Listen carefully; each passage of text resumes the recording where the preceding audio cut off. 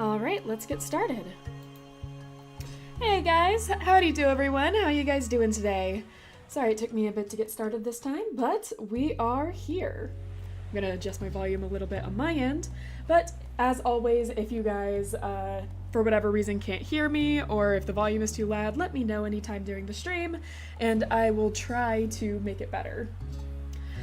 No big announcements today. I haven't changed the interface of things yet, like I said I would, but we will get to that eventually. I've just had a lot on my plate these past 2 weeks. I thought I'd have a little more free time, but turns out life comes at you, and life has been coming at me. So I've had quite a few things going on these past couple of weeks, and I may have to completely change around how I do these streams altogether. Like, I may not be doing Tuesday, Thursdays anymore. I may now switch to Monday, Wednesdays, or sometime over the weekend. I'll let you guys know if that happens, probably by tomorrow afternoon, I'm thinking, or evening. I'll tweet it out and I'll post something on YouTube so you guys know what to look for. Anyways, we are going right back into it. If you guys remember in the last ones, we were trying to act very tsundere towards Cove, and we kind of got a violent streak going on. So, we're gonna be continuing that. I'm just gonna go off of what we did last time. If at any time chat wants to come in and decide how we do this, you are welcome to. But for now, we are just gonna get into it. All right, starting off with Wave. The family shopping trip had lasted most of the morning, and you still had to unload everything from the trunk before you could go enjoy the afternoon. You cradled another bag in your arms as you headed towards your house. It was one of the heavier bags from the grocery store, loaded with fresh apples, ripe tomatoes, a bunch of carrots, and even half a watermelon. Ma came out the front door and paused just ahead of you. It's no trouble. Need any help with that, Rain? I can bring it the rest of the way if you want me to. Yes, please. It was just too heavy. I can't carry this. Ma! I'm a teen, I don't want to carry anything. Ma stepped forward to take the bag from your arms, and you headed back to the car to grab a new one. This time you got a smaller bag with a loaf of fresh bread and a couple of packets of dried pasta spirals. You passed Ma again on your way back to the house, and she gave you an encouraging grin and wrestled her fingers through your yellow hair. You sat the next bag on the counter. Your older sister began to root around inside for the contents with a sigh. Wow, Angie still can't read. Sorry guys, Angie is never gonna be able to read well, I don't think, on stream. Maybe it's those stream nerves that keep coming in. How much is left? Still a few bags more. With a huff and a puff, Elizabeth continued putting away the groceries, and you retreated out of the kitchen before you could become the target of her bad mood. Careful. Careful, Rain! You hadn't been looking where you were going and bumped right into Mom, almost stepping on her toes to boot. Sorry. I can give you a pass this time, but be sure to watch where you're going. If you run into the wrong person, you might get your license revoked. She grinned at the bad joke, and you continued through the door. Outside, Ma had started organizing what remained and putting back any loose objects that had fallen out during the trip. When you stepped up to the trunk beside her, she took in a big breath of air, her dress gently swaying in the breeze. That's a shame. It's a shame we had to spend the morning cooped up at the shopping center. It's a beautiful day, don't you think?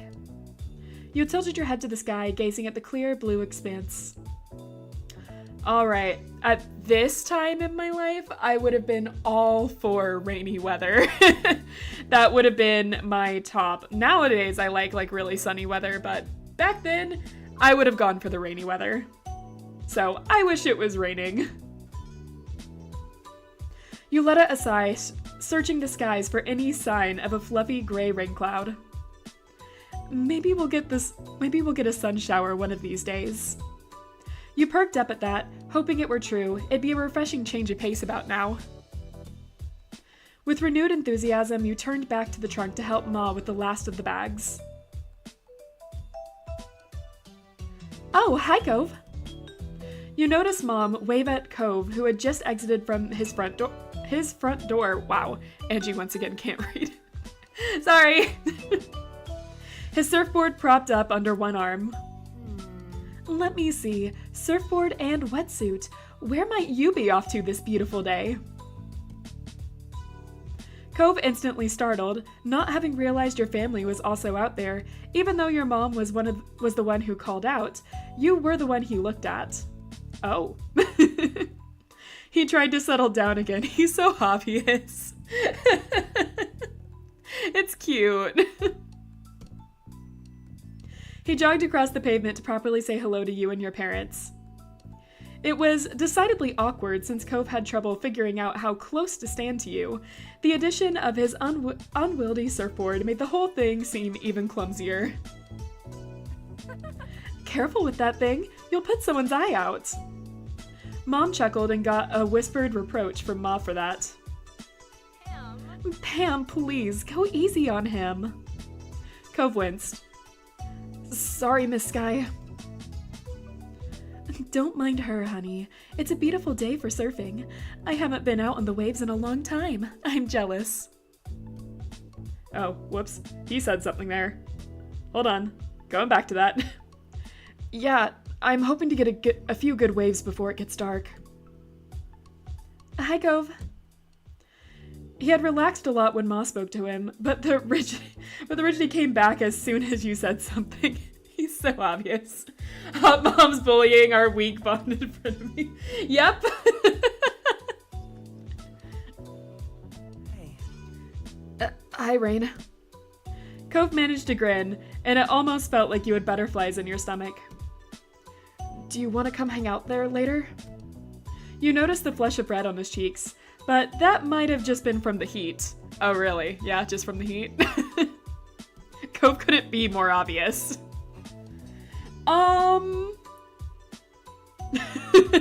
The responses just being like, nah, or the, oh, yeah, I could do that, like, totally smooth. That's just completely smooth. Like I said earlier, if you guys happen to notice anything weird happen to stream, go ahead and tell me, okay? OBS has been known to mess with me sometimes, and I do stream from, little known fact, I do stream from my laptop. So, things can get wonky. Alright. That being said, okay. We gotta play it cool, right? Because we're trying to pretend we don't have a crush on him or anything. It's a little stuttery, but I think that's a me problem. Okay. I'm not sure if it's a you problem or not. I'm looking at the preview stream and it looks a little stuttery too. But also at the same time I'm looking at my connection and it's saying it's excellent, so who knows? But we're just gonna play this cool. Alright, so yeah, alright. Cool. When he spoke again, he tried to contain some of the excitement that was clearly ready to burst. It'll be fun. You're not done unloading, right? Can I help? No. This is our job. You go enjoy the beach. Rain can catch up as soon as she's finished here. Alright, I'll see you. Yeah, bye for now. Cove headed on down to the beach with more skip in his step than normal. It was really cute. You smiled softly to yourself at the thought that you'd be joining him soon. He sure perked... Wow, I can't speak. He sure seemed to perk up after you agreed to meet him there. I wonder why that could be. Ma! Now who's giving him a hard time, Lainey? Shush. Lonnie? Wow. Shush, it's different. Mom's face broke into an incredulous grin. In what way? I'm being supportive, and he can't hear it. I love our moms. It's so cute. I love their banter. Mom full on laughed that time. You're the worst of us when it comes to this, honestly. I keep trying to warn people, but they won't listen. I only want to help. I think it's fair to say he might need it. Meddler, but you have a point. Right? You narrowed your eyes at their teasing, and they simply chuckled conspiratorially before taking more bags from the trunk and heading inside. You want a whole chapter with just the hot moms? Yeah, I kind of agree. I just want like a whole game where it's just the parents. I think it'd be a lot of fun. Their banter is just so good.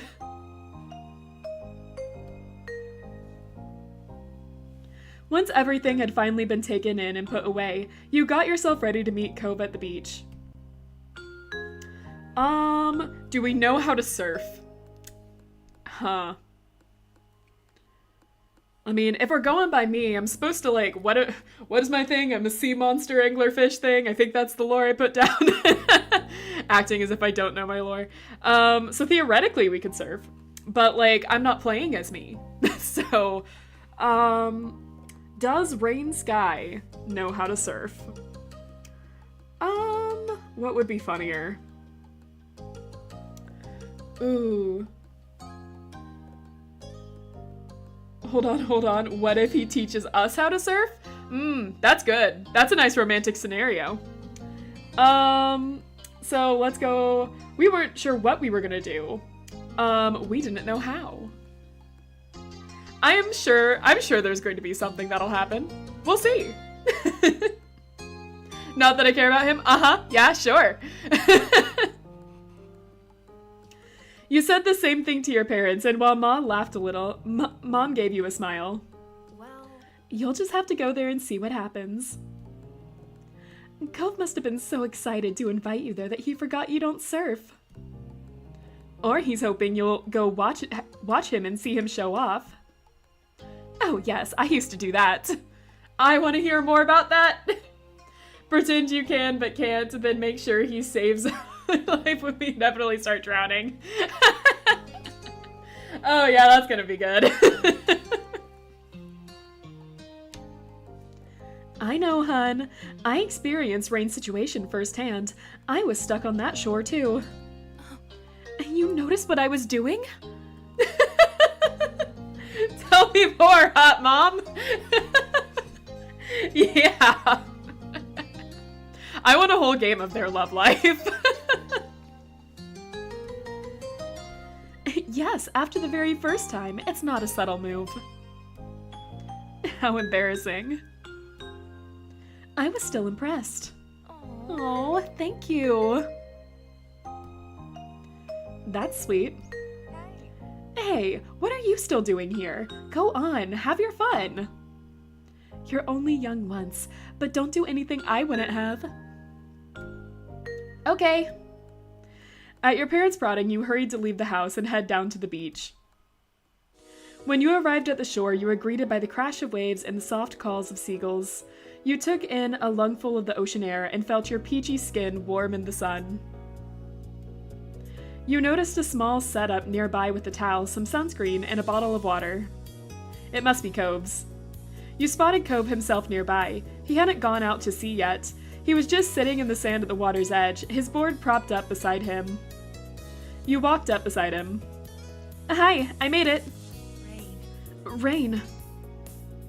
He looked up at you with a smile and quickly hopped to his feet. I forgot that he has the voice name so he can say our name.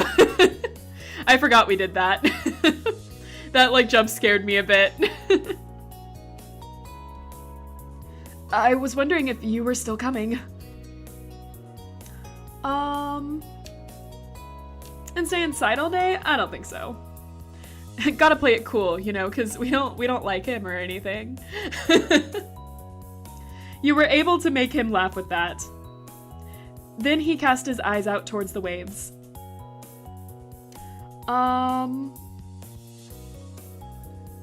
Oh, we can't pretend that we know how to surf. I guess they just assumed. So I guess that plan is out the way. But maybe if we're just like, what am I supposed to do? Maybe he'll teach us.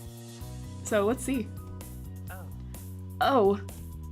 He looks pretty embarrassed to have that laid out so plainly. Pam, yeah, babe, you tried so hard to be cool and then it circled back to cringe, but it did kind of work on me, so. Yep, that's basically how it happens. Don't worry about it. I don't have to go out. I'll stay with you on the shore. Okay, Cove, that's cute, but not what I was after. Or if you want, you could use one of my other boards. I could teach you. There we go. Look, Bear, your scenario's planning out.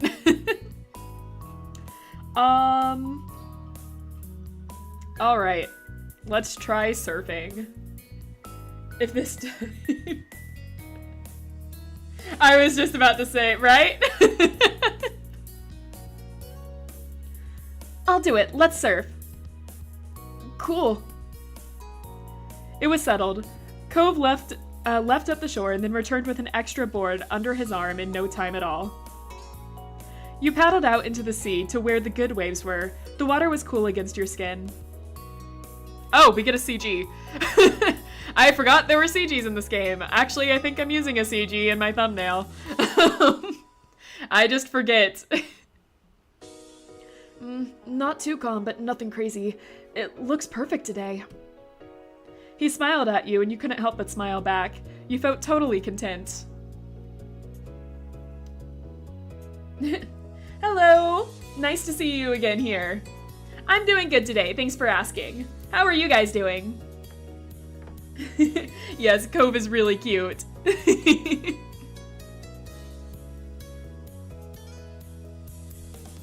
Until Cove kicked the water a little too hard and it inadvertently splashed you.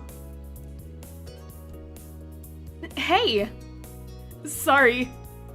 The apology did not come across as especially repentant, as he was practically laughing when he said it.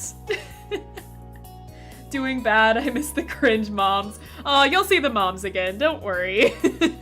They come back pretty frequently.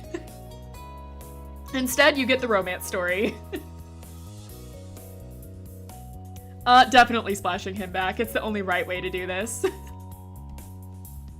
You laughed but waited for an opening for revenge. The second he looked away, you kicked back, spraying him. Seriously? Is that any way to treat someone trying to help? I came out here to teach you.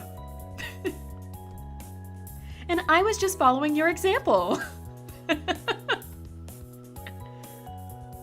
Cove tried to keep a straight face but ended up looking away. The water you flicked at him landed in shiny droplets in his hair. Then, here's another lesson. He soaked you deliberately this time. He used his full leg as an impressive curtain of water hit you in the face. Cove, did you remember in the last game I tried to attack a boy? Do you remember when I did that? Cove looks like a dolphin. The water, right? You lost your bounce and scrambled to keep hold of the board. You just managed to stay on, but it was close. It was close. Cove winced. Are you okay? That wasn't what I was trying to do. I'm fine, but we should do the real teaching. Yeah. He chuckled awkwardly and shook some water out of his ear. With that, Cove started telling you all the tips and tricks on how to stay on the surfboard. He demonstrated both good and bad posture and explained where you needed to put your weight. Yeah, and you failed to get his eyes. Maybe don't brag about that. They held me back. I only failed because I had two boys holding me back. Cove's bones are weak and his will is weaker, but his mastery of surfing will be useful to us. Oh, now you acknowledge him. Now you acknowledge him, Bear. Like this? You wiggled your body so that you were more in the center of your board. Cove nodded. Yep, just like that. This little lesson continued, and... oh gosh. What's the funniest answer? Like, the obvious answer is that it was disastrous. But, like, it might also be funny if we're better than him. We're just a natural learner. I think we can take his bones. We can't get a weight. Alright, I think it'd be funny if we're better than him. Can we take his bones? I don't think we can do that. Oh, man, the chat sometimes is a little cut off on my program, so sorry if, like, I have trouble reading it sometimes. I have to, like, move things around every now and then to see it. More like he can't chase us if we take his bones. Oh, why are we talking about taking Cove's bones? I was saying chat chose violence last time. Wow, you guys are really choosing violence this time. Alright, we're gonna be better than him. You may not have been entirely sure of yourself before, but that was rapidly changing. You were definitely getting it. Occasionally, he reached out and touched you to more directly help you get positions right. It felt nice. But if you acknowledged you noticed his touch at all, he would instantly pull away. It's not like he needs the— oh my gosh. Stop! We can't take his bones. What are you guys saying?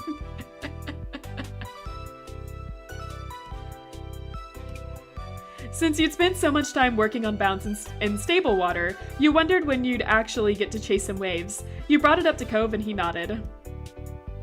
If you think you're ready to go for it. You'll do great. All right.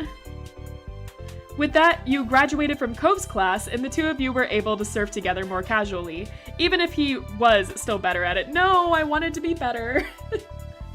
Finally made it this time, and this is what I walk in on. Oh, I'm sorry. This is an interesting game to join us on for the first time, I'll admit. Chat can get pretty chaotic during it. I apologize in advance. What an afternoon. What an afternoon is right. The setting sun was visible on the horizon. Every time you would look away, it had sunk a little lower. The beach was darkening, but still pleasantly warm. You knew you should get out of the water before it was completely dark in the sea. You rode one last wave to get back to the beach. There you picked up your surfboard and gave it a quick once-over. Cove followed behind you to the shore. He put his board with his other things and grabbed his towel to start drying off. As he ruffled his hair with the towel, you watched the sunset together. The colors were beautiful in the distance, and the shadows around you deepened. There was no need for words between you two, as you both enjoyed the sight for a moment. Cove broke the silence. The waves were good today, I think.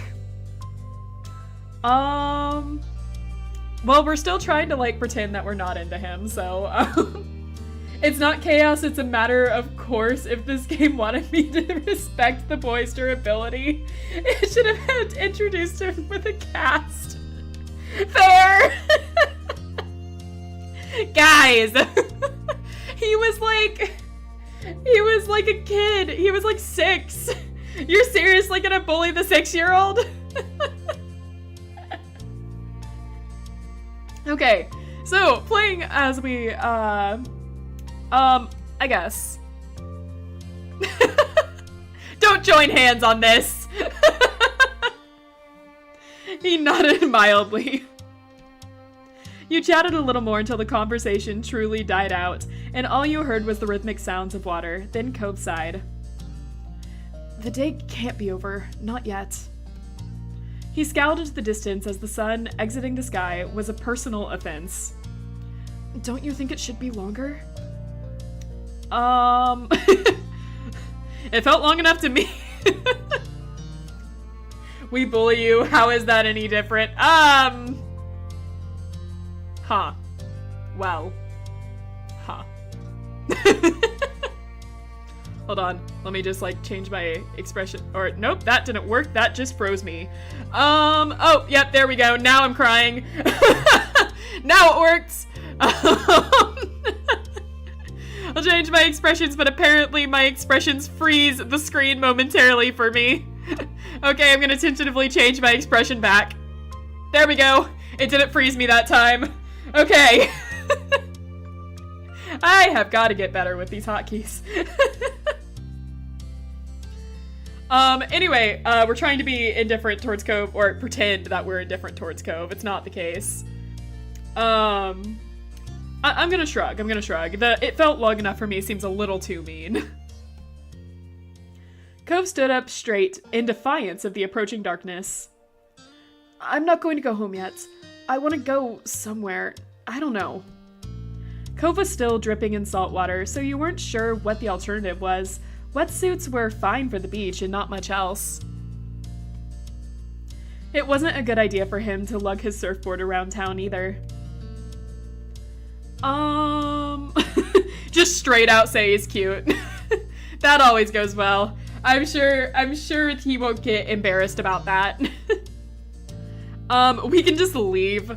No, we actually are not indifferent about him this time, so I'm not gonna choose just leave because we all know that's gonna skip it. Without his glasses, I am reminded of how goofy his eyebrows are. You know, I tried to beat someone up over a comment on his eyebrows in the last chapter. But they held me back, so I wasn't able to beat up the kid. Let's see. Will she'll be welcome anywhere soaking wet like this? I love that face, it's so goofy. I love to see you try to beat me up. I mean, I've done it before, right, Bear? I've kneed you in the face. It was an accident, but it's happened. You love telling that story, so we might as well air it out here.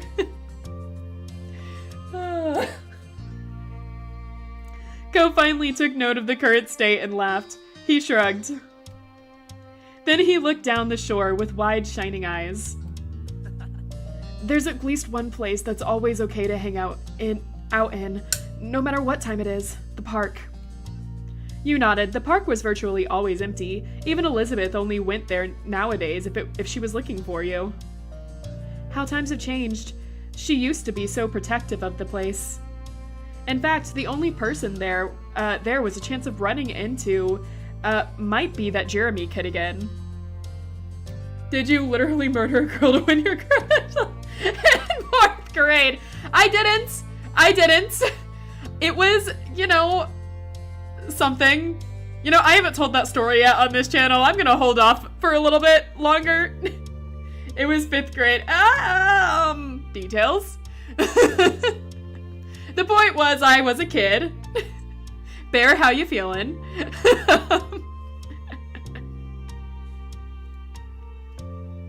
You brought the idea up to Cove and he cringed, but... I'm still going. The sun is still there a little. I'm staying out as long as it is. Hey, I remember that story. Okay.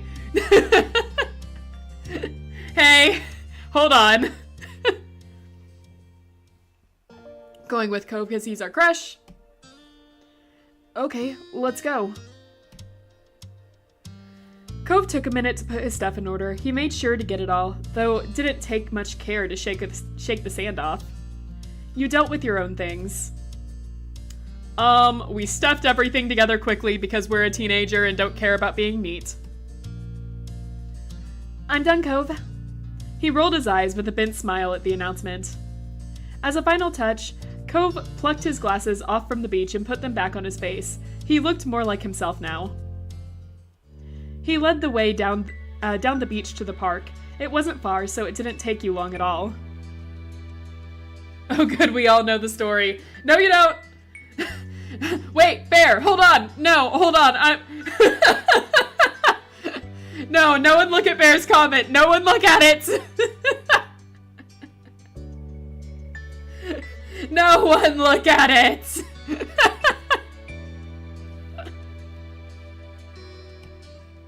The sun still hadn't completely disappeared just yet when you made your arrival. Cove stuck his surfboard upright in the sand and tossed his towel over top. By now, the two of you were mostly dry. The summer breeze on your skin kept you pleasantly warm. didn't know it was Bear. You never told me? I thought Bear was the one that told you that story. What? Bear just conveniently left out the part that it was it was her.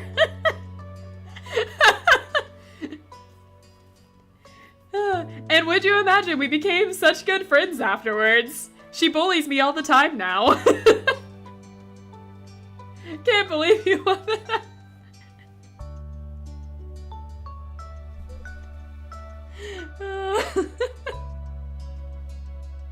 I don't remember telling you that story. I thought Bear told you.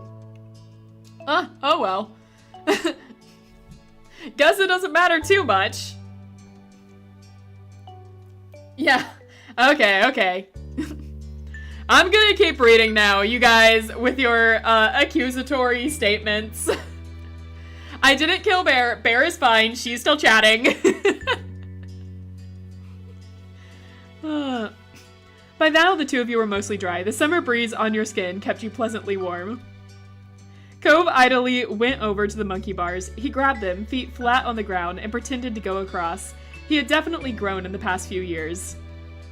You had also outgrown the monkey bars. You were way too tall to play on them properly anymore. Speaking from the afterlife, you're fine! You're fine!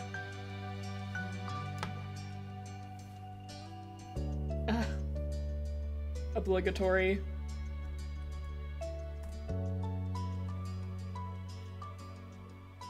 All right. When he got to a bar in the middle, Cove pulled himself up and hold on. Effing yourself. Oh wait, that came out wrong. Putting an F in the chat for yourself. When he got to the bar in the middle, Cove pulled himself up and through. Then he sat on the bars. Don't diminish ghost strategies. Struggles, then deal with hardships, same as you. I see.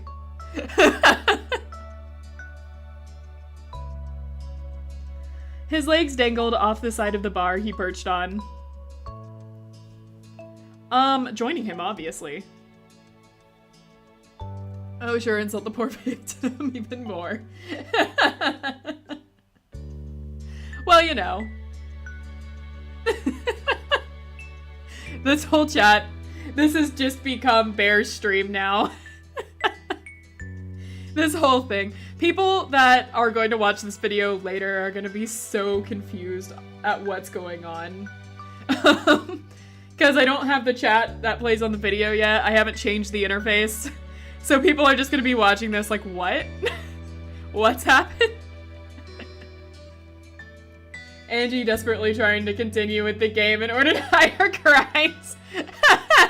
Listen, they're in the past. It's fine. Shush. You didn't even have to stretch to pull yourself up. It was a rather tall seat to climber on, but it worked. Cove scooted over to give you more room to spread out. These monkey bars weren't made for two teens sitting on top of them. Guess what? He smiled broadly and raised it.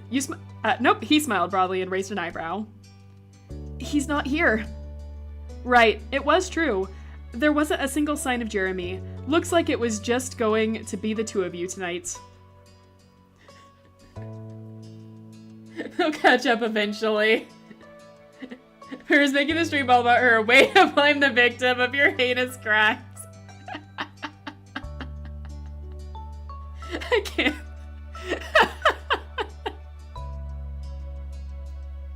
I'm just gonna keep reading. I don't have a comment to that.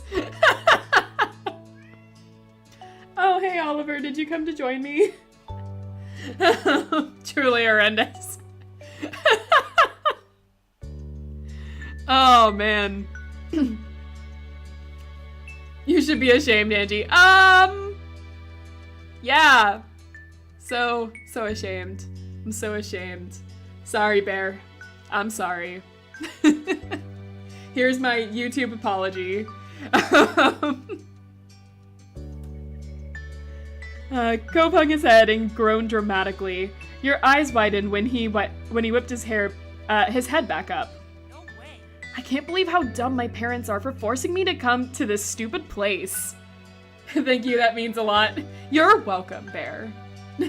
I don't forgive you. Hey, now. Hey. Hey, I poured my heart into that apology. I gave it everything. Hold on. Okay, come on. Why is... Hold on.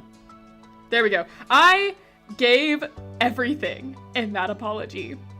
Do you know how much it hurt me to see you hurt? To know what I'd done in the past? It haunts me, Bear. It haunts me. You have to be proud of your kills. Well, it was pretty cool. I jumped off the second story to do it. Hold on. I need to... what's my face for this again? Hold on. Okay, well, oddly enough, I think this face actually kind of fits. But... it was a pretty cool shot. Oh, now we're bragging. Hold on. No, I'm so sorry that my really epic shot from the second story onto your head was offended you in any way.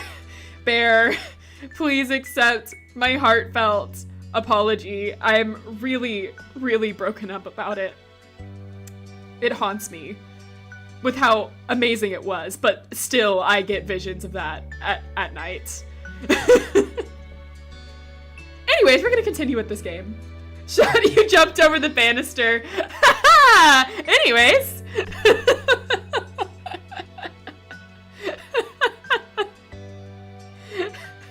Again, people are just gonna go onto this stream like, what is happening? What are they talking about?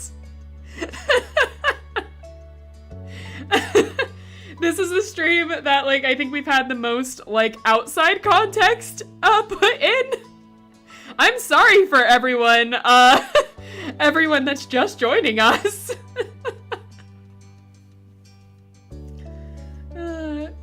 You weren't playing laser tag, you were playing Predator. Yeah, it was. You were going for the melee combat. Yeah, it was pretty sick. Okay, I have a game to play. This is gonna go on for a really long time. I didn't even like him. We found that out later. Plus, he moved away in the end, so it didn't even matter. Okay, game.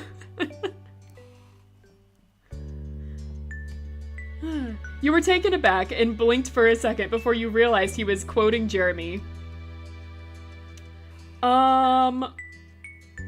For that kid, one Jeremy is enough. Cove chuckled back at you, a mischievous glint in his eyes.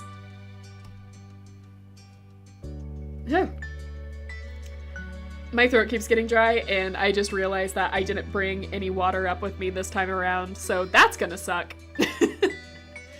Usually these streams last for like 2 or 3 hours, so like, wow, that's gonna suck after a while. I might end up having to take a break here in a second just to grab some water, but let's keep going. You looked around, the old park, the streets you knew like the back of your hand, and the beach. These were your stomping grounds. You wondered how Cove actually felt. How much was his joke just a joke? And how much was sincere dislike of this place? Moving had never been his choice. Yeah, do you actually like this neighborhood? I'm curious, Cove. Do you really have to ask that, Rain? Cove kicked his legs carelessly as they dangled. He smiled softly. I like it here. I really do. It's a nice place. He didn't hesitate. There was no uncertainty. That was his genuine opinion. Well, at least one person like, no. This place is like my dream area. I would love to live in a place like this. Well, of course, I'm here after all. Choosing that, no. I'm choosing that with no hesitation. Cove flushed and started kicking his legs wildly, like he was running in place. That's cute. But he liked you, Bear. You were competition. Are we still on this? Are you guys still on this? It didn't take long for the day to finally draw to a close. The sun was gone and it was dark. You chatted a while longer, but it was definitely winding down. I wish days were longer. That is a true statement from me. He didn't. We were just buddies, just pals. Yeah, they were. They were. I was the one that overreacted. I will take the blame for that. I was a very weird 5th grader. And a slightly violent one, too. Playground companions. Sorry, Bear. I'm sorry. I accidentally traumatized you. You were a woman in his life. You can never be too careful. Whew. Well, we're just gonna be reliving this trauma for quite a while, huh, Bear?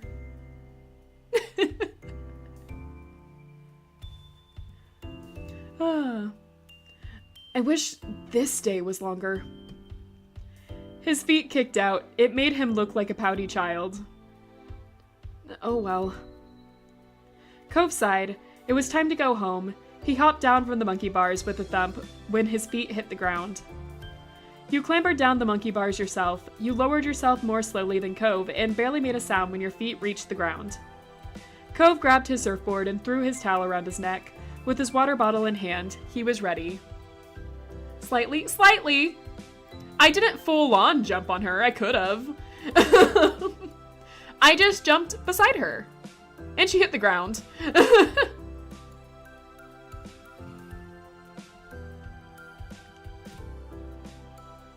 You both began your trek up the road. It was a quiet night and you didn't run into anyone else. In what felt like no time at all, you had reached your street. As you walked, Cove smiled to himself. It was a soft expression, and you couldn't help but wonder what put it there. Cove? I just remembered when we were younger, it used to be such a big deal to come here after dark. You could indeed recall. If you got sandy, your parents would have something to say. If you got wet, your parents would have more to say. And if you came home after dark, well, your mom's and his dad better have said it was okay beforehand. You used to need permission for everything. That small comment he made exposed just how much freedom you really had this summer. Cove looked up into the sky, a smile still on his face as the two of you walked side by side, reminiscing. When you came to your houses, you turned to each other. Thanks for today, Rain. Yep, this was definitely an interesting experience. Cove waved, and you both turned around to your respective houses. This was a pleasant end to the outing, you thought. All right, that's one down. Going into growing. Early one afternoon, you found yourself in the living room with your family.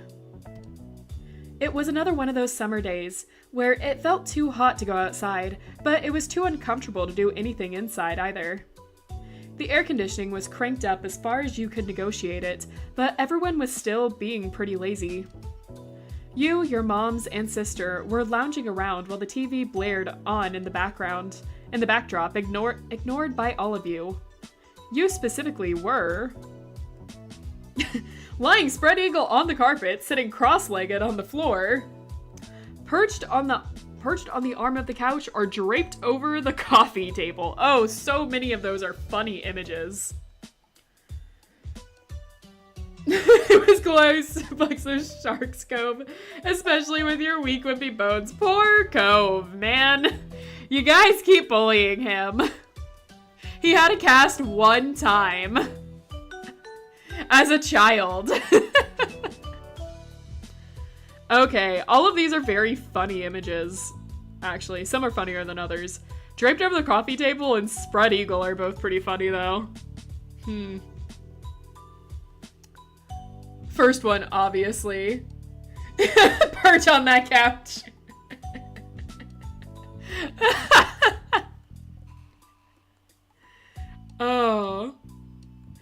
the arm of the couch, though. Oh, and I think I like the lying spread eagle on the carpet. There's just something on that image that's very fun to me. You stared up at the ceiling, your eyes unfocused and mind clear of all thoughts. Elizabeth broke the silence with a loud groan. You glanced over. She was lying on her back over the couch, massaging her calf with one hand. Ugh, I feel terrible. I'm dying in this house and my legs hurt. Mom looked up from the magazine she'd barely been flipping through and frowned, concerned. Could you have strained them somehow? Elizabeth flailed briefly, then flopped onto her side with a heavy sigh. I don't know, it just hurts. Sweetie. Oh, sweetheart. Ma got up from her seat at the kitchen table and walked over to your sister. She did a light pat on Elizabeth's shoulder sympathetically. I'm sorry you had to deal with that. Maybe it's just growing pains. You could be taller by next fall. Elizabeth scoffed. She didn't look impressed by Ma's assessment. Which one breaks our arm easiest so that we can do it and not break our bones to show how weak Cove's bones are? Oh my gosh. I'd rather be my height forever than deal with this. Mom walked over too, leaning against the back of the couch. Kids, they grow up so fast. Soon Elizabeth will have a home of her own, maybe even a nice husband and some kids if she feels like it. She sniffed loudly and wiped at her eye, but you could tell it was just a bit. You tilted your head. Even though you knew Elizabeth liked guys, it was hard to imagine her with a boyfriend or husband. She only seemed invested in hanging out with her group of friends, not chasing after boys. Oh, you're behind again? Mom must agree with you because she shook her head. No. Let's not exaggerate. She's still practically a child. But if you ever do pursue romance, Elizabeth, you can come talk to me about it. Definitely. We're always willing to lend an ear. Elizabeth's features contorted in disgust. No way! I'm not talking to my moms about this! Mom's jaw dropped and she gasped in an exaggerated display of shock. Her hand came up to rest against her chest. Ma only grinned. She didn't look offended by Elizabeth's quick response at all. It really wouldn't be so bad to come to us. I know what it's like to have a crush on a pretty boy or two. I don't, but I can listen anyways. Mom snorted at her own joke, while Ma burst into giggles. They were having a little too much fun at Elizabeth's expense. Elizabeth certainly wasn't feeling the amusement because she rolled her eyes and sat up. Thanks. I'm going back to my room. I'd rather melt alone, thanks. She strode off towards the staircase, taking the steps two at a time. Your mom stared after her, then turned to each other with raised eyebrows. Whoops. Looks like we scared her off with all the romance talk. Well? Oh well, we'll get her next time. You watched them titter with some surprise. Obviously, your moms liked women, but you had no idea that Ma liked guys too. Today was the first time you'd heard her say something like that. Ma, you like guys and girls? Ma turned to you, happy to bring you into things now that you'd spoken up. She smiled and nodded. That's right, I like both. But I like your mom most out of everyone. She's special. Ma's smile turned all soft in the corners, like it usually did when she looked at her. She pinched Mom's cheek lightly. Mom reached up to cup a hand over Ma's. Even when Ma stopped pulling her cheek, their hands remained clasped together. How you doing, Bear? Are we feeding you? Are we feeding you? You're fantastic. Thanks, Lonnie. I think most women have charm, but no one can hold a candle to you. Aw, Pamela. Ma beamed, then kissed Mom on the cheek. She'd been pinching before. Cringing because parents are embarrassing and we are a teen. Take $20 and go fight another beehive for a few hours. Right? You slouched down as if they would as if that would hide you from sight. Why were parents like that? Mom looked back at you, letting Mom's hand go with a brief squeeze. She settled down next to you, and Mom followed soon after. You know, I'm also here to listen to you whenever you're ready. That offer isn't just for Elizabeth. In fact, I think that talk might be needed sooner for you. After all, you already have someone, isn't that right? They switched targets! Oh no! I want Pam and Lonnie, two moms, to kiss me on the forehead and hug me, right? I think Bear agrees with you. Mom shook her head and elbowed Ma, but it was futile. Meddler.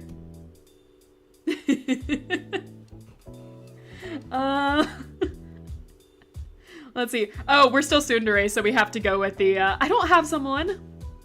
Ma only giggled and smiled, not looking the least bit apologetic. There's no rush, of course. You can take all the time you need to figure out what or who you want. It's okay. Don't think you have to stick with whatever you come up with right now either. Life's nice like that. It can change and you can learn. Mom nodded her agreement. The two of us are happy to hear you out, and we may be able to relate better than you think. Still, we won't push the topic, at least most of the time. She gave Ma the weakest scathing look possible while being unable to stop grinning.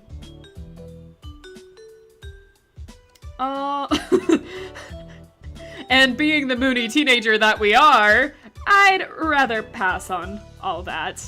It's no trouble. Of course. We just wanted to make sure that you knew we're always here. They're so good at handling. I'm like being the moodiest teen ever, and they're so good at handling it. Well, I could be worse. Mom let out another exaggerated sniffle. It didn't take a genius to realize it was fake. First Elizabeth and now you, Rain? Do you have to grow up? Yes. Children tend to do that from time to time. Your parents quickly grew absorbed in their conversation about rearing kids. You took that as your cue to leave, getting up as soon as you could spend some time alone in your room too. They let you go without problem, so you made your way up the stairs. You let out a sigh once you stepped into your room. It was just as sweltering in there as it was in the living room, possibly even a little warmer. You couldn't even open your window since it was hotter outside, and you just let the AC out. You dragged your feet as you crossed the room. You checked your current sweltering condition in the mirror as you passed by it. You thought back to the conversation you'd had downstairs about growing up and all that. After a moment, you stepped a bit closer to the mirror. You stared into it, then turned away from the surface to look down at yourself. You were definitely growing all right. It was weird thinking about how you were now in comparison to what you'd been when you were younger. When it came to your body, I haven't thought about what we want to do for Rain Sky. She's already tall. And she's been injured more times than we can count. Not like broken bones injured, since that seems to be a crime in the chat. But, you know, attacked by a beehive. Or specifically, we probably punched that beehive to get all of those scars. I think we're pretty active. So, I'm going to say it is a crime.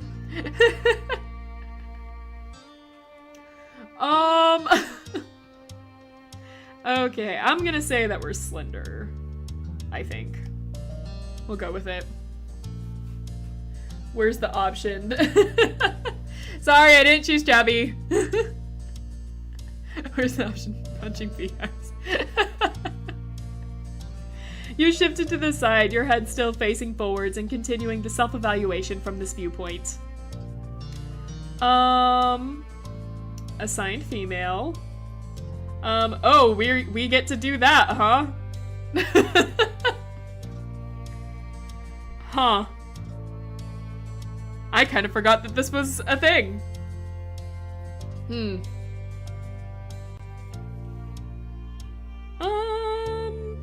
Teen years, so yeah, sure. I'll make that as less awkward as possible. You ran a fingertip over your birthmark. That was something that had been consistent for you. You took a step backwards, finishing with your impromptu inspection. You locked eyes with your reflection, cocking your head to the side, all things considered. Self-conscious. Back then, I was so self-conscious over everything. It took you a moment to realize that you were frowning at yourself. You glanced away from the mirror. You shook your head roughly, putting thoughts of what you were turning into out of your mind. This wasn't the time to focus on such things. You had to find something to do in this heat. You shuffled over to your bed, collapsing onto the mattress, your brow scrunched up in thought. Time passed slowly, and to your annoyance, possible ideas about what to do were few and far between. You weren't sure how long it had been, but eventually you heard your mom call you from downstairs. Rain? There's a call for you. Cove wants to come over. Is that all right? You perked up at the words, sitting up in your bed. You yelled back at her immediately. Yeah! You got to your feet and headed downstairs, eager to see your friend. You needed to go downstairs soon anyway, because your empty stomach told you it was almost time for lunch. Just as you reached the bottom of the stairs, you saw Mom put the phone back on the receiver. She glanced at Ma, leaning her hip against the kitchen counter. Pickle. Well, here comes trouble. We better prepare ourselves. Ma clicked her tongue in clear disapproval of Mom's words. He's such a good boy. Cove never wants to cause trouble. He can just be a bit thoughtless and impulsive. Yeah, we're just gonna completely pretend that last episode didn't happen because the parents still don't know about him sneaking into our room and staying the night. You know, that whole thing didn't happen to them because we got away with it. Oh, I know. He's very sweet, but that's what makes it more of a problem. If a stranger or some kid from school was egging Rain on to behave badly, I think we can both agree that she'd do the right thing in the end. But if Cove Holden got into a reckless mood and wanted Rain to be a part of the ride, can we really be certain of what she'd make then? Yes. Yes, I think so. Rain helps Cove settle down. He would have gotten himself in even more trouble without her. Get him a leather jacket, a kit of hair grease, and a motorcycle and a switchblade. Yeah! Can you imagine Cove like that? Thanks. You have a point. Look, all I'm saying is that I haven't forgotten that time when they were kids and Rain chased after Cove once he ran away. Oh, I forgot the game just remembers stuff like that. Ma just laughed as she turned away, still snorting. Her eyes met yours. She blinked in surprise, then waved at you with an easy grin. Mom looked over, noticing you at the foot of the stairs as well. Oh, I didn't expect you to come down already, Rain. I just wanted to let you know what was happening. We'll just pretend we didn't hear that conversation, Mom. Yeah, it's okay. I just got here. From the way Mom and Ma exchanged amused glances, you got the feeling that they didn't believe you. Thankfully, they didn't correctly accuse you of lying. Sure, well, we'll just get out of the way. You and Cove take care. You couldn't help but flush when Ma winked. Mom elbowed her, even as a smile tugged at her lips. Honestly, this lady... Your moms whispered amongst themselves as they went down the hall. Eventually, you heard the faint sound of their bedroom door shutting. Now you were alone in the living room, tasked with waiting for Cove. And that was just fine with you. If it hadn't been so hot outside, you would have visited him at his house a long time ago. You took a seat in the kitchen counter and settled in for the wait. As expected, there was a knock on the door a few minutes later. When you got up and answered it, your neighbor was standing on the other side. He came in once you stepped aside to let him pass, giving a little wave. Hello, Cove, my cute dear, right? Such a cutie. You greeted him as you typically did. Oh, we can do a typical greeting. Oh, with a noogie? That's just the typical greeting?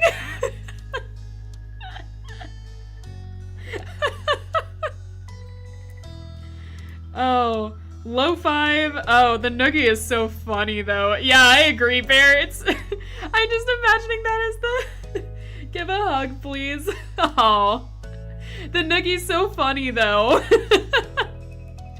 All right, I'm giving it to Bear only because she said it first. Oh. Cove had been expecting it, but he was still too slow to dodge. He grew water. Stop! It's too hot for this.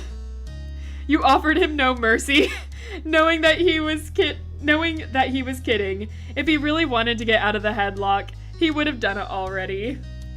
Where's the suplex option?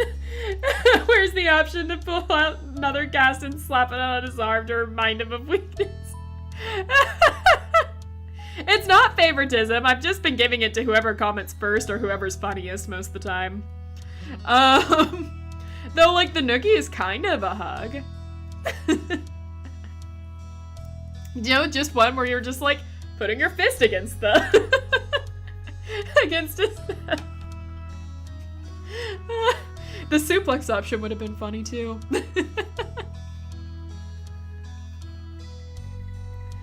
Oh. Eventually, you let him go, smirking to yourself. All right, I'm done. Cove sighed and wiped at his face a bit. You noticed the sheen of sweat across his brow. He must have been glad to be back in the air-conditioned place, even if he only had to walk across the street to get here. False, you hardly ever give the option to me. You got, like, the option a bunch last time. Do you want to do I remind you of the Long Live the Queen playthrough? You had, like, all of the option. I gave you, like, everything. Until I got to be a magical girl. Then it changed. It must be obvious that you were confused by his visit because he answered your unspoken question. I don't want to do anything. Not when it's like this. He gestured vaguely at the humid air hanging around. So... I thought I could at least do nothing with you. Aw, that's cute. Birds! That's right! Birds.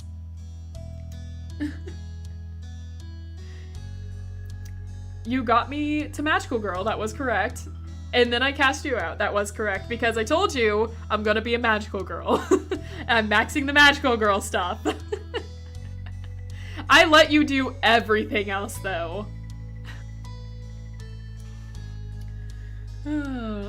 Wait, what were we at? What did he say? I lost it for a second. Oh, right, he said that cute line.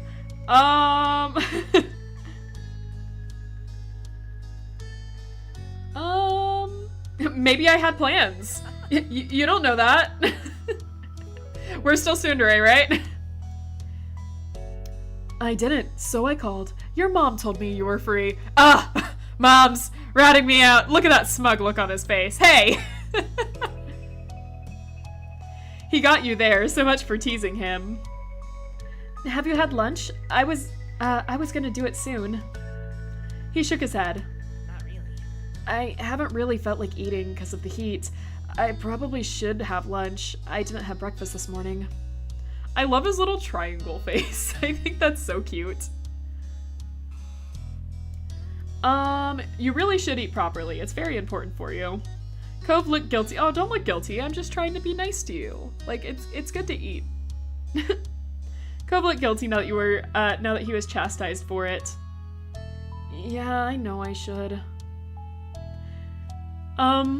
As one, you headed to the kitchen. You crossed your arms as you glanced around, wondering what you should scrounge for a meal. I don't want to eat anything that's warmed up. Is there anything cold or not cooked? Yeah. After a bit of back and forth, the two of you concluded that you should raid the fridge and cabinet in order to make sandwiches. With that settled, you had planned to decide on the outside layers first. There was a wide variety to choose from, since everyone in your house had their own favorites. There was white bread, wheat bread, sourdough, mixed grains, gluten-free bread, and pita pockets. Could you give me the grain one for me? Sure. You reached for the mixed grain, then made your decision. Ah, yes, we can choose cinnamon swirl bread? That sounds great. Hold on. If chat's fast enough, I'll let you guys decide what we eat. Going once. Going twice. Chat doesn't seem to be fast enough. So I guess I'm just going to come up with a random concoction. And I'm literally going to choose randomly on this. So, here we go. Cinnamon swirl bread. You pulled out the cinnamon swirl bread, setting both items on the counter. Steak. Yeah, that was an option. Then you had to decide what main direction the sandwich would go in. Sweet. Cinnamon bread goes well. I was fast enough. Nope. You might still be behind. Something sweet would be perfect for the sweltering heat. As for the specific ingredients... Stream frozen, YouTube hates me. No! Is the steam... It's not frozen for me. Okay. I was worried for a second. Do sweet sandwich. Yes! I'm doing that sweet sandwich.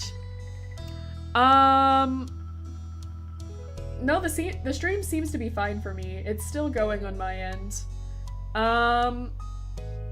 So if anyone else is having problems, let me know. I will try to fix things.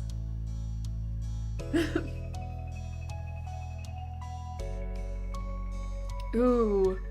Oh, there's so many good options. Ah. Oh no, I might have trouble with this one. It signaled bear out. Oh no, bear! Hang in there, bear. I mean, I can't do anything on my end. I don't know why I'm trying. Strawberry! Okay, bear has spoken. Strawberries. Our sandwich has strawberries on it.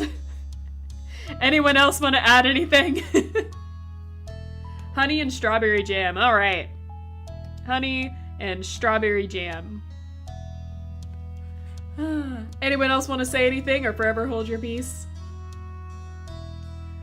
Oh, you just had to reload the page. Ribeye. Yes, let me just put that in real fast.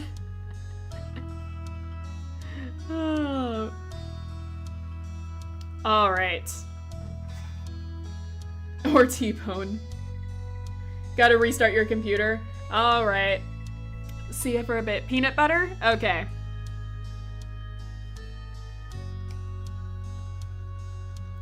Chocolate and hazelnut? All right.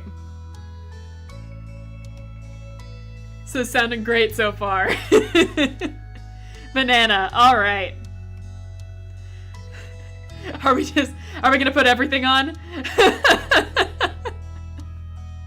All right, I'm gonna end this before we add everything onto this. All right, that's everything. Unironically, that sounds delicious, right? You nodded to yourself with a quiet hum, satisfied. The two of you bustled around the kitchen, opening and closing things in order to collect everything you needed for your individual sandwiches. You focused intently on assembling your own for the most part. When you were close to being done, though, you glanced over at your neighbor. Cove was putting his sandwich together delicately, his brow furrowed and tongue sticking out just barely. What a cutie. There were open jars of peanut butter and honey near his plate, as well as a banana peel. So he was making a peanut butter, banana, and honey sandwich on mixed grain bread. I mean, it doesn't sound that far from us, so sounds great. Maybe you'd have one yourself a different time. Curiosity satiated, you turned back to your plate and finished your own creation. By the time you were done, Cove had already cleaned up his workstation. He turned to face you, studying your sandwich briefly. He gave it an incredulous look and didn't question you about it. Good. Done? Yeah. Cool. He waited as you quickly returned the ingredients and cleaned a few utensils. Then the two of you collected your respective plates. You both agreed on heading upstairs to hang out in your room. You and Cove entered your bedroom while bouncing your food on the plates. Nothing fell, so it was a successful trip. Cove took a seat on the ground, stretching out on the hardwood floor in an attempt to keep a bit cooler. He immediately took a big bite of his sandwich, chewed, then hummed happily. This sandwich is really good. At least that's something. At this point, you sat down and started on your own sandwich. Obviously it was good. Obviously, you were a pro at making sandwiches. Yes, obviously. Chat made it. He leaned back on his hands while chewing and glancing around. His every movement was sluggish. Want to do something? It seemed the plan of not doing anything at all had already worn thin, despite his lack of enthusiasm. Like what? He rolled his head back, looking up at the ceiling. What about Hangman? Yeah, sure, why not? You put your plate to the side and pulled out some markers and scrap paper. As you laid everything on the floor, he scooted back to make more room in front of you. Cove picked up one of the markers with his right hand, while keeping a half slice of sandwich in his left. Can I pick the phrase? Uh-huh, if you want to. He smiled briefly before he bent over the paper and began sketching the hangman frame. Then he stopped, pursing his lips in thought. He tapped the end of his marker against his cheek. You watched silently as Cove looked down at the paper, up at your face, and then off to the side in a loop. His marker kept tapping his cheek the entire time. You raised an eyebrow. He'd suggested the game and wanted to pick the phrase, but it looked like he didn't actually have anything in mind for it. Finally, he put empty lines on the paper to signify spots for letters. All right, you can start guessing.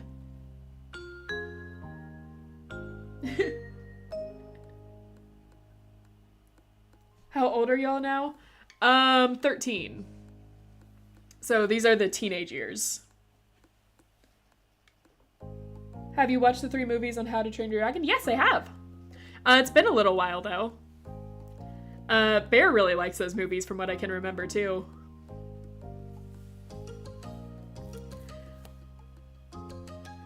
Oh, we're really playing Hangman, huh? Why is Cove as a 13-year-old so yoked? I love it.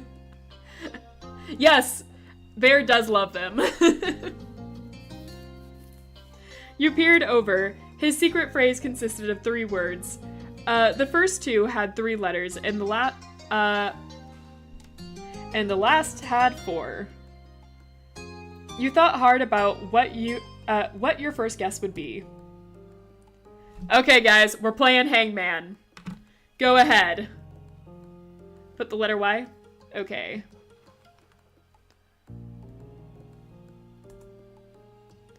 You got one.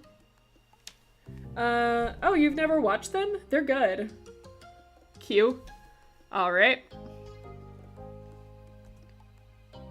After the first round, you were about to take another bite of your sandwich when a thought occurred to you. I wonder if anyone turned off the TV downstairs. Oh, nope, that's me, not Cove. Hold on. You are a dork. Alright, I wonder if anyone turned off the TV downstairs.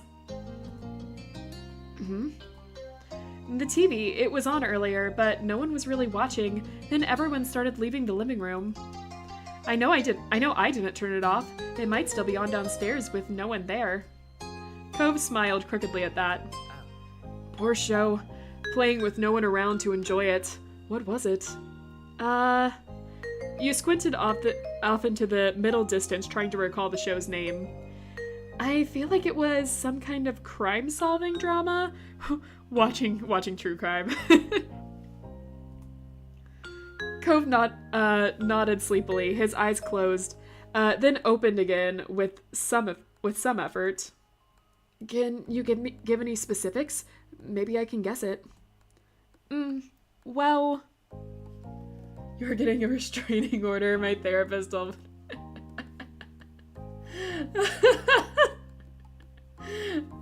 Oh man, imagine he wrote all of that in Hangman. Just imagine, like, he wrote all of that on the Hangman Square. You rested your chin on your open palm, groggily thinking as hard as you could. I remember there was a woman with long blonde hair, I think? She was the one solving crimes, like, as a detective or something. There were scenes in a police station because someone got arrested? You lapsed into silence, the both of you thoughtful. Then Cove chuckled. It wasn't that funny, but you joined in the laughter anyway. I don't know. I don't know what that is. Me neither. And I just saw it. Okay, we had Q next. Hangman Pro. Nope, not that one. We got our first Hangman thing. Another round came and went, and Cove grumbled as he readjusted himself. His features were twisted in a grimace. I feel so sticky. Ugh, I'm gonna be stuck on this floor forever now. I'll have to charge you rent then. Yeah, how much? He's thinking of it. $50. What? I can't afford that. Well, you gotta pay up if you want to stick around. Cove shook his head at your terrible pun and went back to the game instead of answering further. Then you returned to the game. All right, next was you.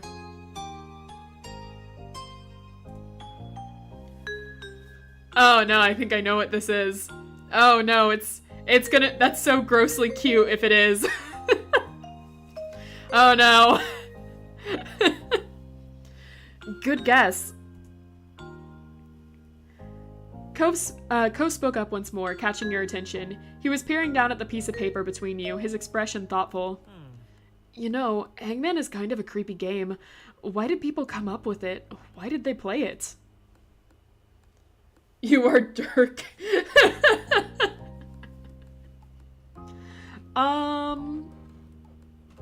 Let's see.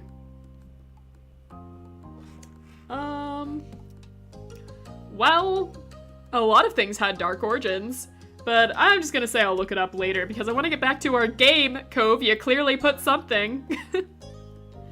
Maybe I'll do that too. That said, the two of you turned your attention back to the game. Okay, next after you, no one put anything down. Oh, alright, that is the obvious one. Yep, that's right. Okay, Cove. By this point, Cove had finished his sandwich. Yours was almost gone too, but now you were getting thirsty. You brought it up to your neighbor. Should we go downstairs to get some drinks? I was thinking that too, but I don't really want to get up. Me neither. You looked over at him, narrowing your eyes with false suspicion. But hey, what happened to you not being able to get up ever again because you were stuck to the floor? That's still true. I mean, we're not actually going, are we? I only thought about it. You rolled your eyes and dropped the issue, defeated. Cove grinned a little at your disappointment over his victory. Alright, guys. Next one. Get your sister to bring you drinks. A. Alright. That's another one. Alright. Q again. No, we're not doing Q again. We've already done that.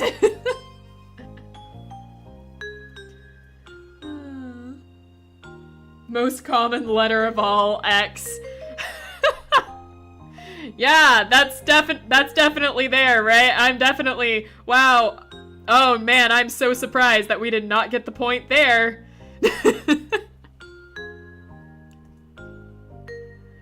All right. Now we have E.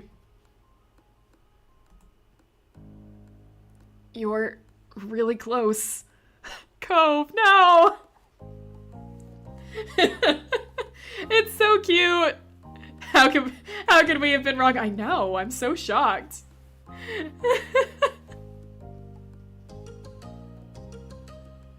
You are yeah. Cove. He's definitely saying that. You got it. It's so grossly cute. I'm gonna be sick, it's so cute.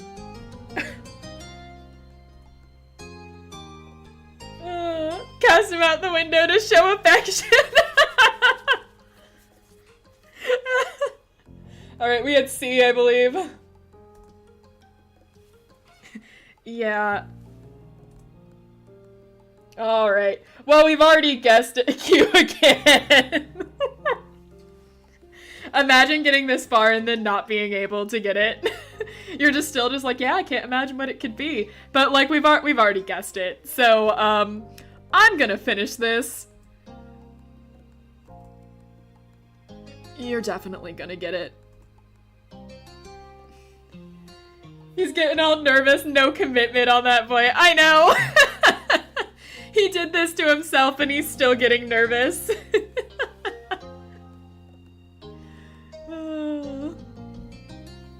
No, get... Then keep guessing Q.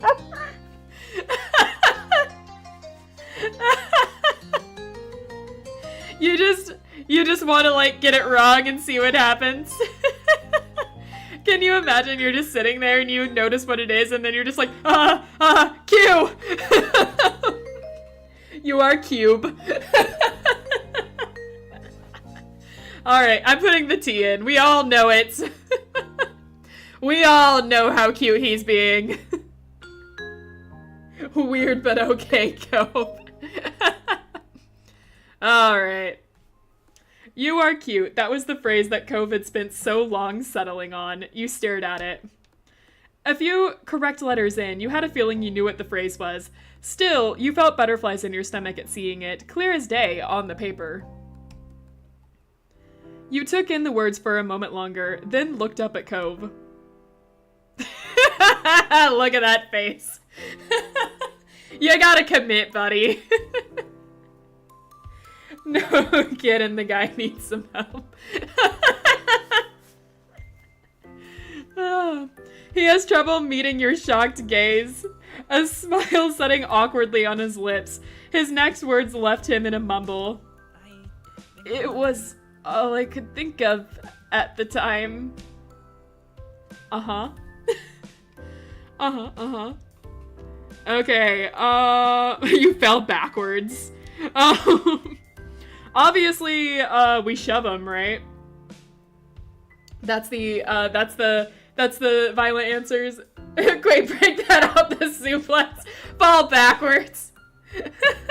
Well, the only, correct answer, I guess, was to fall backwards. Dramatically falls backwards. Shove. Oh, changed your mind there? Alright, then shove.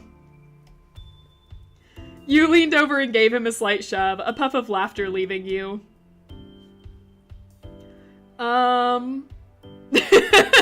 Just the damn Cove. Shoving him and then letting out a small squeak. Just, you push him and you're like, eh. Damn, Cove. No, you Uno reverse card. Chat having a little bit of disagreement here now. Slap him.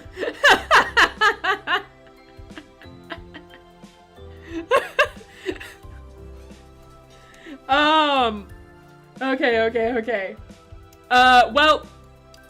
Josh over there was first. Assert dominance. Damn, Cove. Cove ducked his head At your cursing, clearly still feeling awkward about the move he pulled, he turned away from you, his cheeks tinted pink.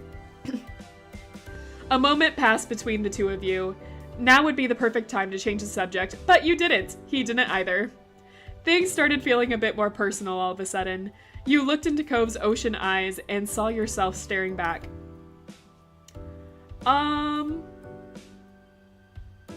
Ooh.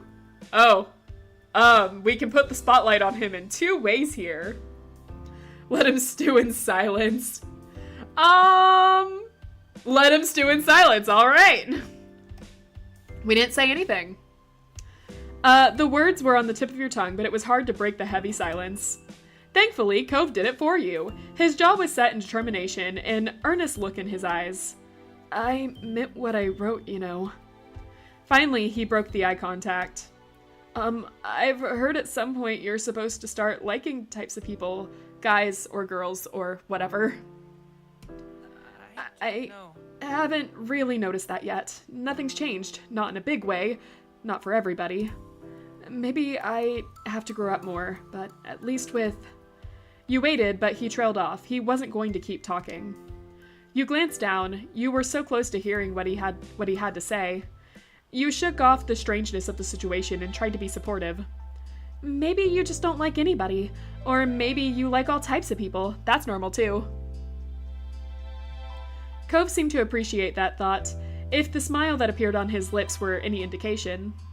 But the expression was quick to disappear. He peered over at you, looking nervous. Okay, what about you? What kind of guy or person do you like? He winced and seemed to be mentally kicking himself for saying it like that. You considered his question carefully. Did you know who or what you liked? As a teenager? Yeah. 13? Yeah. I started noticing people. General way. And romantic attraction in a general way, I'd say. But specifically when it came to how you felt towards boys, yeah, sure, found them to be attractive. And how you felt towards girls, we'll say the same thing. For people who weren't exclusively male or female, we'll say the same thing. Oh, hey, Oliver. Decided to come see me. I like people with strong bones and normal eyebrows. Stop being mean to Cove like that! Hey, Oliver, don't jump up. No, don't do that. Come this way. Oh, never mind. You saw something. I like your mother, Cove. Oh yeah, Bear, you missed his mom. We might see her, though, in one of the next ones. Stop defending him. He's the love interest. You returned your attention to Cove. He was waiting patiently for your response. Hey, Oliver, don't play with the cords. I'm gonna have to make Oliver leave. You did miss another hot mom. You definitely missed another hot mom. It's okay, we'll probably see her again. Let natural selection do its thing. Hey!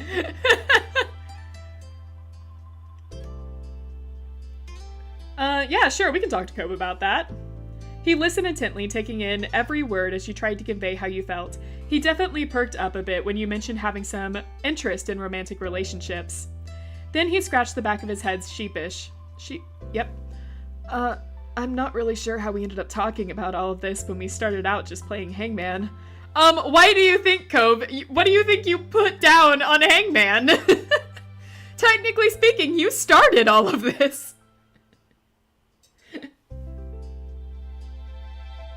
But it was good, I think. It was a little awkward. Oliver! What are you doing? Oh no! Oh no! You did this. I know your bones are weak, but you still have us. You still have a spine nonetheless. Alright, I have to kick my cat out real fast. He's going wild. So I will be right back. Give me one moment, please.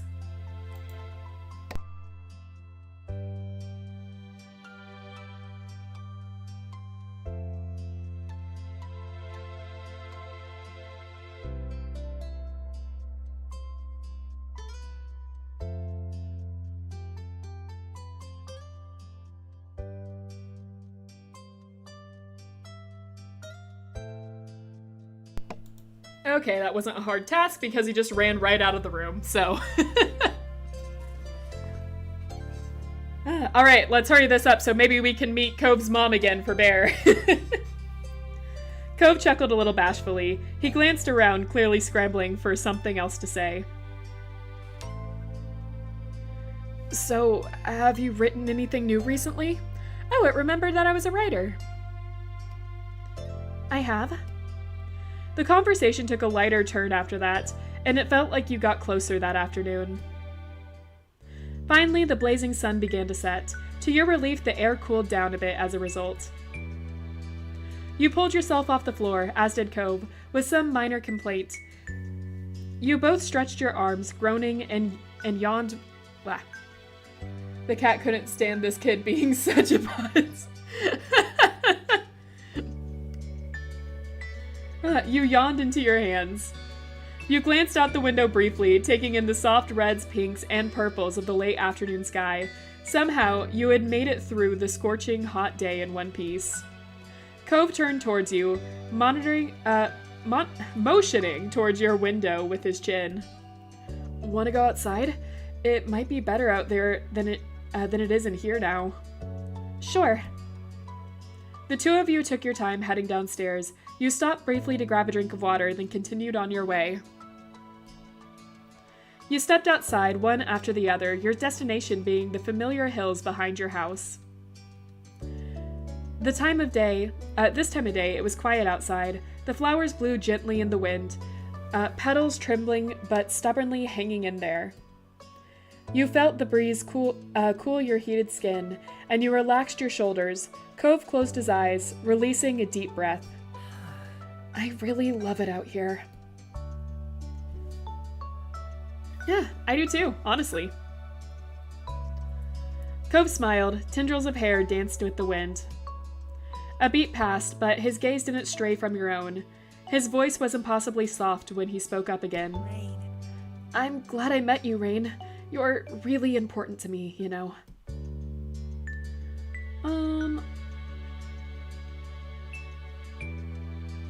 That's nice of you to say. We're still pretending that we're not interested, right? So we're like, yeah, I don't like you or anything. To your surprise, he slowly shook his head. It's not nice. It's just the truth. The two of you looked over into each other's eyes. Nothing more needed to be said. Even as the sun disappeared completely and the sky darkened, you and Cove remained side by side for as long as you possibly could. All right, family. That's rough. The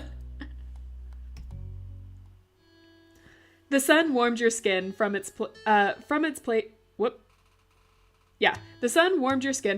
in the sky, and you closed your eyes, enjoying the mix of the heat with the pleasant breeze that drifted past you. You and Lee had spread out a blanket on top of the hills behind your house and had been relaxing there for a while now. Lee had come over earlier in the day, and while a range of activities had been discussed, from staying home to heading down to the beach, a picnic on the hill had been the choice you both settled on. A small spread was laid out in front of you, some bottled water, soft drinks, as well as chips and sliced fruit. So when does he give us up on us as a romantic option and goes out with their sister instead? It's not happening. Truth be told, there was a, I think Tumblr post from the creator that said that if Cove doesn't get together with your character, he just doesn't get together with anyone. Even if, like, you chose for you guys to, like, never be interested in each other. He just never develops an interest for anyone else. So, like, that was a real thing, I think, that was posted on the Tumblr, if I remember right. I thought that was interesting when I read it. That boy needs help. Maybe! You sat up and reached for a snack, listening to Lee talk away about the musical she had gotten to see a few days ago. Schmecko Supreme. I think, like, the thing that she said was that he just doesn't get interested in anyone. Like, he just doesn't usually have a romantic interest for anyone at all. But then, like, can develop feelings for our character because they were just childhood friends. It was unbelievable. There was singing, dancing, and crazy stunts, and it was all done live right in front of my face. Whoops. Skipping a line there. Maybe one day we could go together. I've got to see more shows like that. You smiled at Lee's enthusiasm, knowing how much she enjoyed singing and performing. And she was good at it too. You had gotten the chance to hear her sing a couple of times. Whew. Ow. Just restarted my PC. Who's this kid? This is our cousin. So this is our cousin Lee. So even knowing this, you still are cold shouldering him. I'm proud. We're not cold shouldering him. We're just like, we haven't like developed into our feelings yet. So we're taking our feelings and being like, this isn't a crush. I don't like you or anything. I don't know what this is, but it's not a crush. And that's how we're being right now. Don't worry. Chat decides every time how I'm going to be at the beginning of each new part. And we're going to go into adulthood in the next part. Because this game starts out as like you being a child. And now we're in teenage years and we still have like young adulthood. And then like we have a fourth adult part. Sure. I'm telling you how we've done this so far, okay? I'm explaining the game to you. All right. And she was good at it too. You had gotten the chance to hear her sing a couple of tunes, and you knew she put in a lot of effort into it. I also like to sing, but I'm not very good. That didn't stop you from doing it though. I wonder if maybe we could put on our own show. Think of how fun it would be. We could perform for our parents and ask our friends and some other people to come watch too. It'd totally work.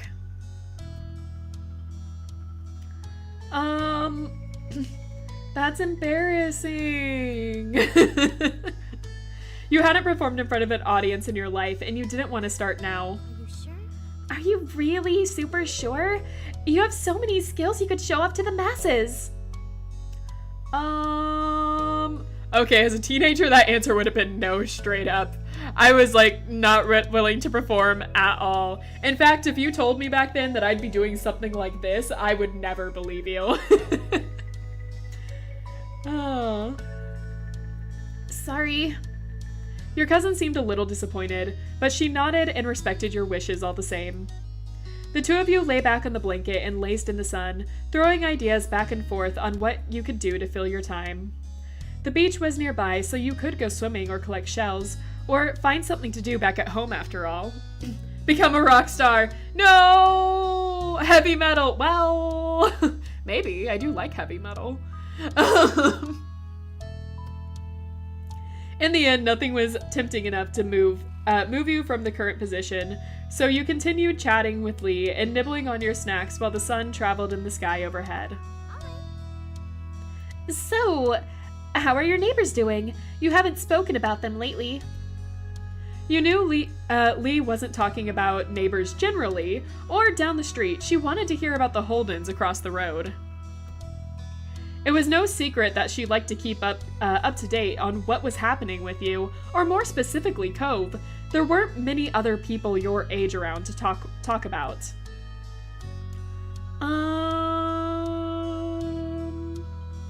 Just straight up being like, I don't care. I don't like him or anything. I'll just say I have no idea. I don't care, like, sounds a little too mean. Oh, come on, Rain. You know exactly how they are. What's been going on for real? You gave Lee a look, though she only smiled at you knowingly. Your cheeks flushed. Lee loved to chat about others' relationships, and would always ask you for details on people you both knew. Hey, did you want to see if Cove would join the picnic? He's busy this afternoon. Yesterday he said he and his parents were going out. They might be fishing at the docks by his dad's store. Y'all swapping spit yet, right? Lee just like, how's it going? So you guys like doing it yet or what? Aw, that's too bad. I bet he'll have a great time with his mom and dad, though. The sun slowly began to set, the sky turning a rosy pink and then warm orange. It's too bad Derek isn't in the neighborhood today. I like him. I don't have Derek's DLC. Time for this kid to butt out. Never had noisy cousins? Nosy cousins just wanting to know all of your business? For me, it was more of my aunts. My aunts wanting to know everything I did.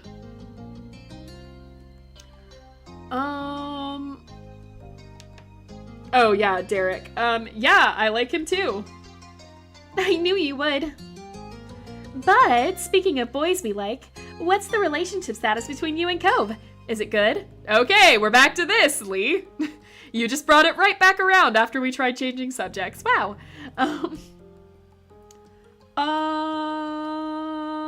You shouldn't gossip. But it's so much fun. But, like, really, are you going to be telling him you have a crush on him anytime soon, or what? I don't have a crush on Cove. She couldn't even try to contain her laughter.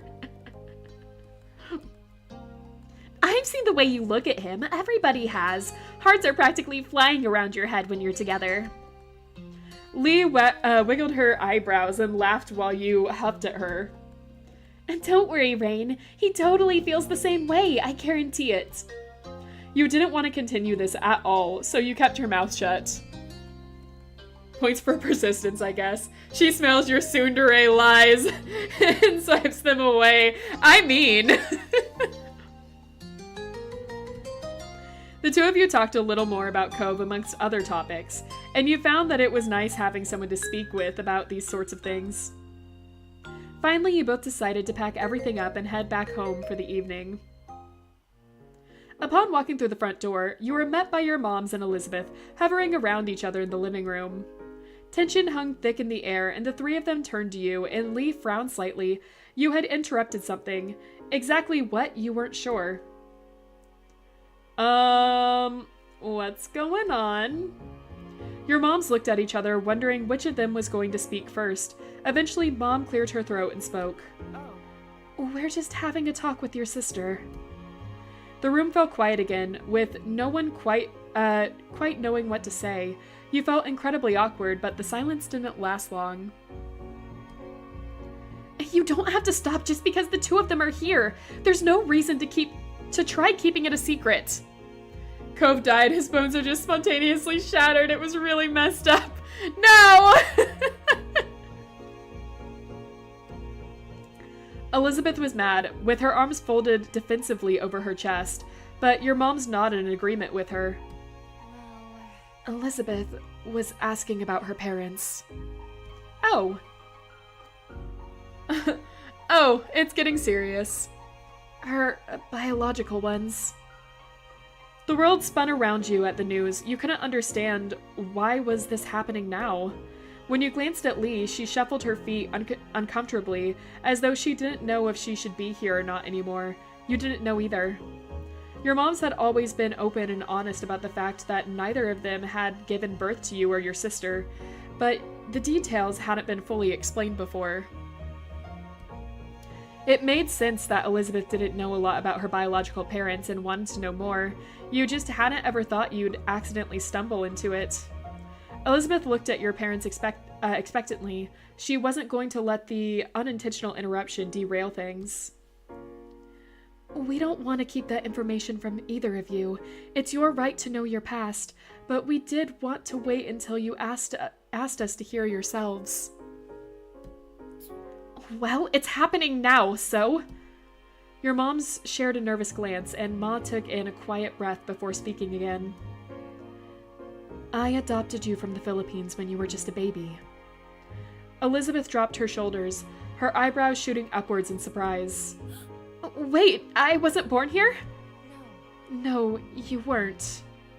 You could clearly see that your sister was appalled by this information. You struggled even more with what to do or how to react. Am I going to have to pass some test to even be a citizen?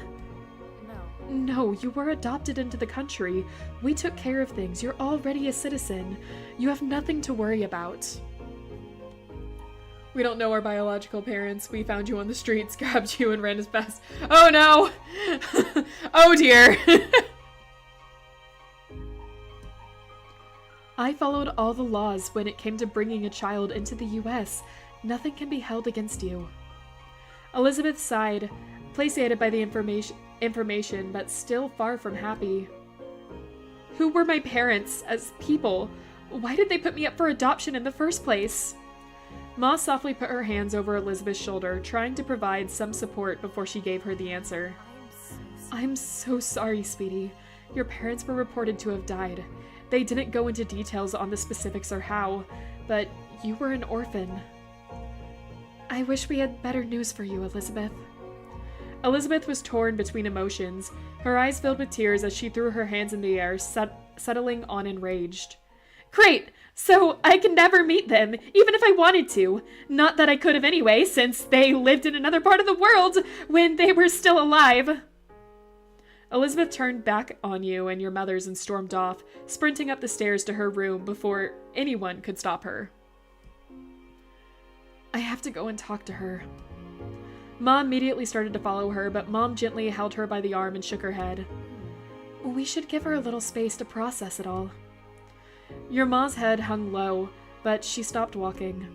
With Elizabeth now gone, the two of them seemed to remember you and Lee were still standing awkwardly to the side. This is gonna turn into some soap opera stuff when her biological parents turn out to be alive and captured by their own evil twins. Oh no, it really is gonna turn into a soap opera. When your folks are so nice that you've got to demand to know about your biological parents to have those daddy issues you always wanted. Oh, it's now a bad time to ask for a strawberry banana peanut butter sandwich. I gotta have those father issues. Be a drama girl.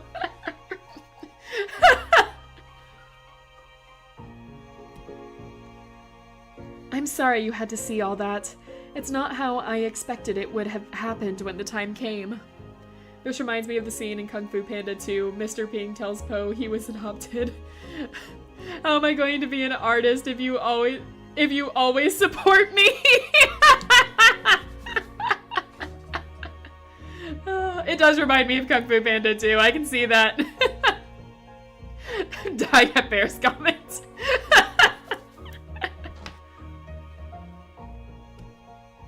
But since it's the topic of the day, Rain, is there anything you'd like to ask?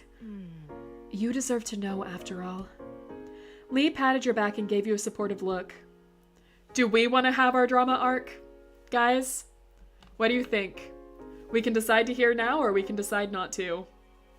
I leave it up to you. I want to know? No. Alright, Bear was first on that. You guys were almost at the same time, but Bear was first. So, let's have our drama arc. Because what if our other mom... Bear! Your one-track mind! Your parents both nodded in sync to your reply, ready to talk. I can leave if you want to have things be private. No, Lee, you can be here. You're our emotional support. I can do that. Lee shifted a little closer to you in support, and you were glad to have her there with you. It made you feel a little stronger somehow. Yeah, Lee is cool. I like Lee. You turned to face your parents again, preparing yourself for what they were about to tell you. Ma was the first to speak, her voice quivering with emotion. What if she is? Lee begging to leave. She wants so badly to be anywhere else. But no, she needs to be our emotional support dog. Oh no, I didn't think about that. But Lee going like, no, really, I can go. I don't have to, Yeah, I really came out here today to hang out and have fun. Oh, you need me here? Oh, okay. Lee thought she was coming for a visit for fun hangouts, and boy, it took. Instead, she got this. Yeah. Thanks for being here, Lee. We really love you. You turned to face your parents again, preparing yourself for what they were about to tell you. Mom was the first to speak, her voice quivering with emotion. You were adopted as a baby, but 2 years after Elizabeth. We used a different organization this time, and you were adopted within the U.S. We're sorry to tell you, Rain, your parents had also passed away, and no other family member took you in, if there were any. Now it's just how the whole town. Oh no, well she lives in a different town, so. The different town will know. Oh. My tablet pin stopped working all of a sudden. You let the gossip be first of the scene. Yep. She's our emotional support dog. Emotional support cousin, you know. We're prepping her for the rest of her life as the emotional support pillar friend who suppresses every negative emotion until she snaps. Oh no, Lee! We're sorry, Rain. Lee gave you a reassuring squeeze on the arm to show you she was there for you. Oh, hug your moms, please. Okay. Can we do that? I don't see an option for hugging them. I would do that, though. I guess thank you for telling me would be, like, the, closest. It's not your fault you didn't kill him. I know. Oh, man. But yeah, thank you for telling me. I did want to know, and now I do. Thank you for listening, Rain. If there's anything else you want to know, all you have to do is ask. We'll do our best to answer any questions you have.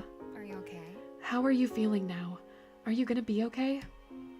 Lee watched you closely, as though judging how exactly she should react to what was going on.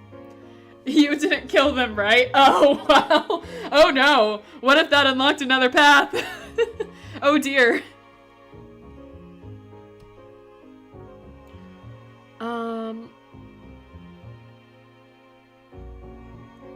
Alright. So dear, about the not killing part. Oh no! Oh man. Say I feel fine. Alright. You spoke with a refreshed tone, as though you had a load off. Your mom smiled sadly, but you knew they believed you. No one seemed to have any words after that. Let's get out of the house for a little bit, I think. Sorry, a lot of you guys are, like, giving answers here, but, like, I'm taking the first come, first serve kind of approach right now. Let's get out of the house for a little bit. I'm gonna go out, just for a little while. I'll be back before it's really late.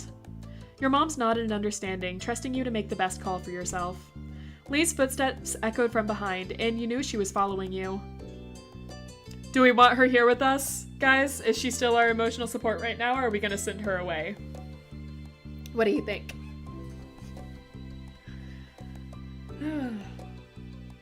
I forgot I don't have any water with me. Lee's cool. Alright, Lee stays.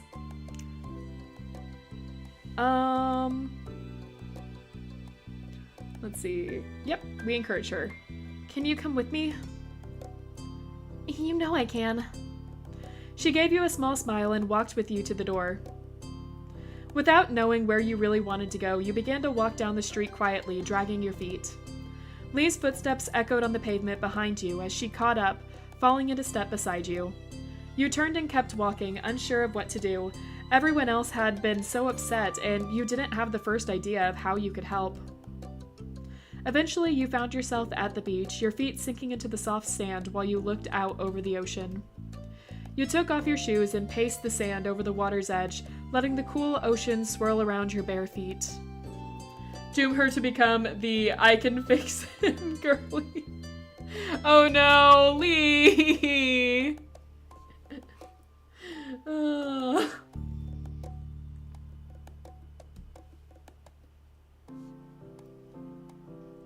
You're elitist against people who can't type fast with slow internet. I'm sorry, I'm sorry. I also go by whatever response I think is the funniest also works. So that also can happen. But right now it is happening to be whoever types the message first. Sorry. In Bear's defense though, her entire computer shut down for a little bit. And she's still being like the fastest in a lot of these responses. Eventually, you took a seat down on the ground, watching the sun as it dipped down further and further towards the horizon before it disappeared completely. Your cousin, stalwartly kept you company without trying to force you into speaking. Big YouTube can't keep me down. I'm eating dinner. I have a debuff in typing speed.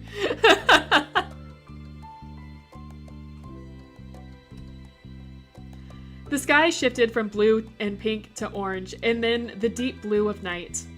A sudden shout drew your attention away from the sea. Someone was calling your name.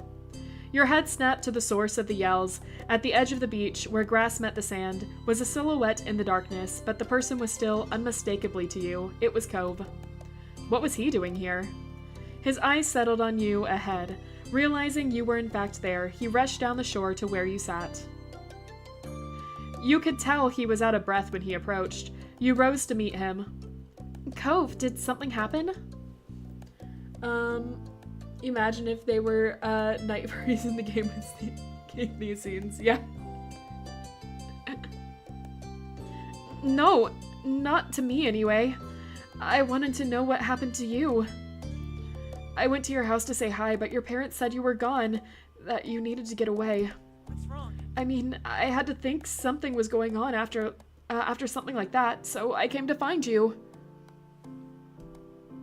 Lee gave him a smile, but put a supportive hand on your shoulder, as you now had to try explaining this to someone.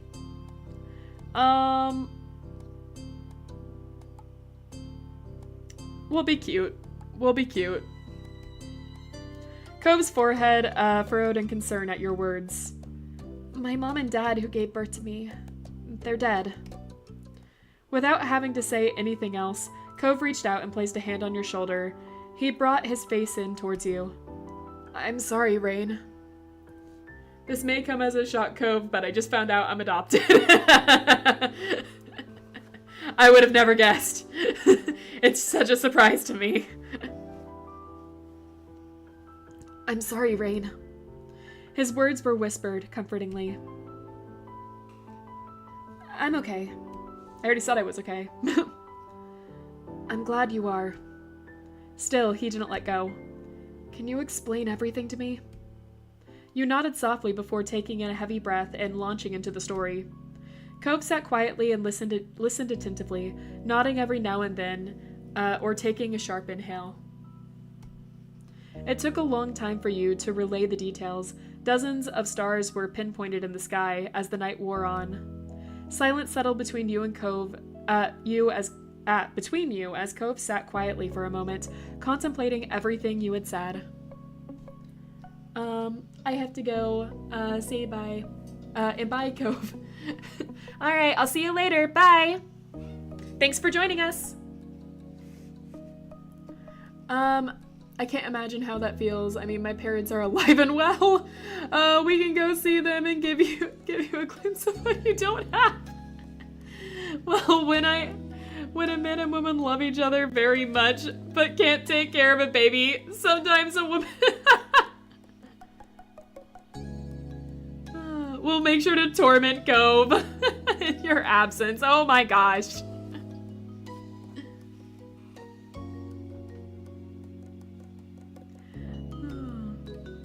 When he finally spoke, his voice was quiet, drifting through the night towards you. Rain. I'm so sorry. I'm really sorry about what happened to your parents. So sorry. He stopped suddenly and took in a deep, shaky breath, and you got the impression he was struggling with what was the right thing to say.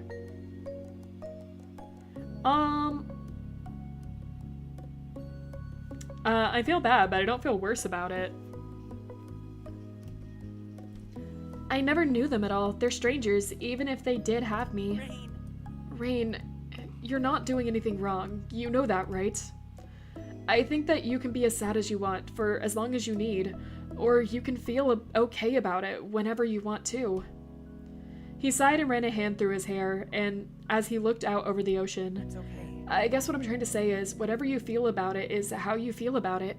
You don't have to force yourself to be different. Thank you, Cove. His words had made you feel better, and you knew it was true. You didn't have to apologize or make any excuse for the way you felt about it. Cove smiled at you a little, and you could tell he was trying to be comforting. And your moms definitely don't. It doesn't matter if you're not blood related. You're definitely family. I can see that, and I hope you can too. You felt the reassurance in his eyes. Having living parents has made him so wise, even if his bones are weak. Your cousin tried not to interrupt. I forgot she was here. We were having a nice moment, and I forgot Lee was here. Your cousin tried not to interrupt your explanation or Cove's response to it. When the opportunity arose, she made it clear she shared the same sentiment. Hey. Is he wise, or has he been speech to text Googling answers behind his back? Well, seeing as how we have like the old phones, I don't think any of us have cell phones yet. She so desperately wants to leave. Lee in the background trying to maintain the appropriate sobriety as demanded by this situation, but quietly squeaking at you and Cove hitting it off. Yeah, she's living for this, let's be honest. The sudden voice of your sister behind you made you jump. You saw her standing a little way away. She walked closer, and you didn't quite know what to do or what she was planning on saying. So? Would you mind going? I just want to talk to Rain. You can come back. It's not going to be forever or anything. Cove seemed equal parts concerned and skeptical. Leaving now wasn't a concept that thrilled him. Lee wasn't exactly jumping to go, so she checked with you quietly. What do you think? Let's talk to our sister. I want to talk to you too. Really? Oh? Then we're on the same page. She made a little move along gesture with her hands, and it was settled. You waited until the two of you were alone before fixing her with inquisitive look. Elizabeth folded her arms, looking you over. Did moms tell you about your parents too? My birth parents also died. I mean, we're just telling people at this point. Lee is gonna make so many Facebook posts tonight. You bet. Just casually wrecking your relationship. Elizabeth broke eye contact after that. Sorry. Why did you want to talk to me? Elizabeth raised an eyebrow at the question as though the answer should be obvious. I was worried about you. I was the one that brought it up, but I made you deal with whatever was left when I was gone. She wants Cove, that's what it is. They, didn't get along at all last time we checked. I don't know if that's still a thing. She sighed, glancing upwards for a moment before settling on you once more. I wanted to ask what happened without everyone breathing down our necks. I'm amazed you noticed that was unkind. Wow. That was pretty crappy of you to just bail. Oh man, just put it all on her. Yeah, sis, that did feel bad. Oh man, I feel like being nice to our sister just this once. We're pretty mean to her most of the time, so I feel like in the serious conversation, we should be kind of nice. You know, just kind of. So, thanks for thinking of me. She stuck her nose up a little at that, but her smile was soft. I'm okay, Elizabeth. It didn't upset me. Eh. How are you allowed to be this mature? The lightning spirits in her were quickly gone as she slipped back into a scowl. You have to be born in the US to become president. What? You had never heard of that dream of hers before. She noticed your bafflement and continued. I get I was never gonna be president, but it just feels weird having stuff taken away, not even getting a chance at it. I don't like having to know that when I was born, I was gonna have a completely different life. So different, I can't even think about what I'd look like in my head. She wants our torture doll. So we can't afford to be nice. I could have spoken another language, lived away from everything I've ever seen. I had someone else as my sibling. And then my parents died and I was adopted and the life I got became a totally new thing forever. I can't go back to what it was even if I wanted to. A heaviness settled between you and the person who became your sister.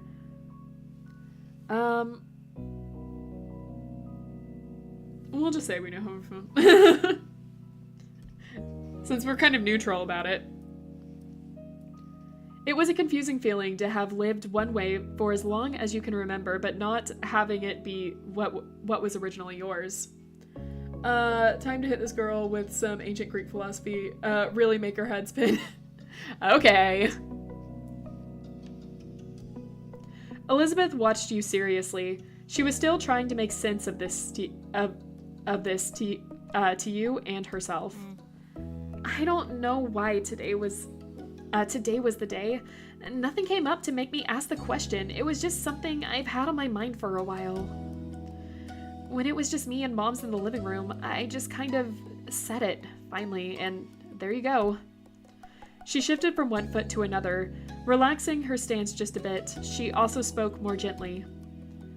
Learning about them and what happened doesn't change how I feel about our family, Rain.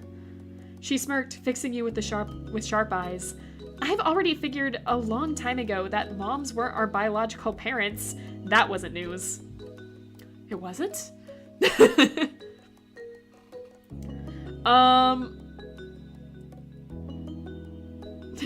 Technically one of them could have been related to you. You don't know that. Our moms can have kids, just not both together. True, but I'm not half white or native Hawaiian. So no, neither of them could have been my mom. The stork didn't carry us here? What? Huh? That's news to me. Nice try. Nice try, smart aleck. Nothing about the family I was first born in would have made me decide that this wasn't my family anymore. If you had hoped you'd be free of my big sister status, don't think you're so lucky. She bumped her shoulders against yours playfully, her lips tilted at the corners. You'll always be my little sister. Aw. You bumped her back. You'll always be my family too. Chuckling, she seemed pleased with how the conversation had gone in the end. Whoa, whoa, whoa. This is a game story. Definitely carried us here in real life.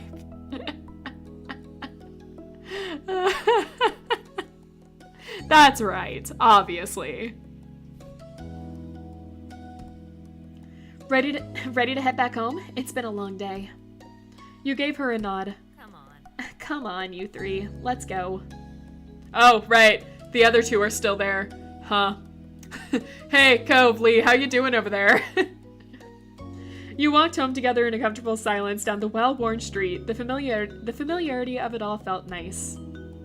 When you stepped through the door, you found your moms quietly sitting together at the kitchen table. Their heads snapped up, and they got to their feet to meet you, Ma giving you a cheerful smile. We're so glad to see you. Sorry for walking away before. That's all right, sweetheart. We're just happy to have you here again. Ma then came over and wrapped her arms around you and Elizabeth, giving you a tight hug. It didn't take long for Mom to join in, putting her arms around the both of you. Love you. We really couldn't have asked for better, kiddos. We love you. More than you could ever say. Moms. You're smushing me! You all chuckled, the rumble of laughter shaking you all as you continued to hold each other tight. I love you too.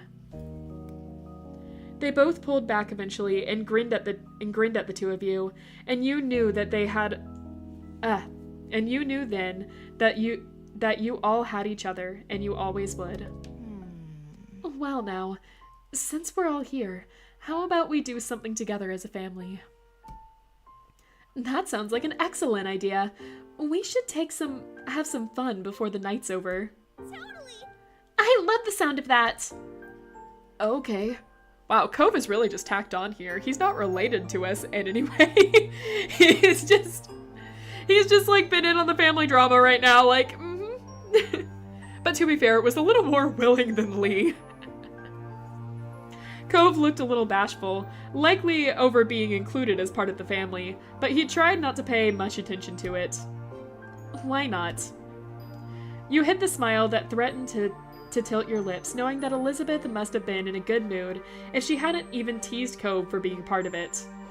And no matter what she could have said about it, you wanted him to be there. He was someone who was really important to you. Who's got a suggestion? It should be something we can do here in the house, with everyone in the same room. We could just watch a movie.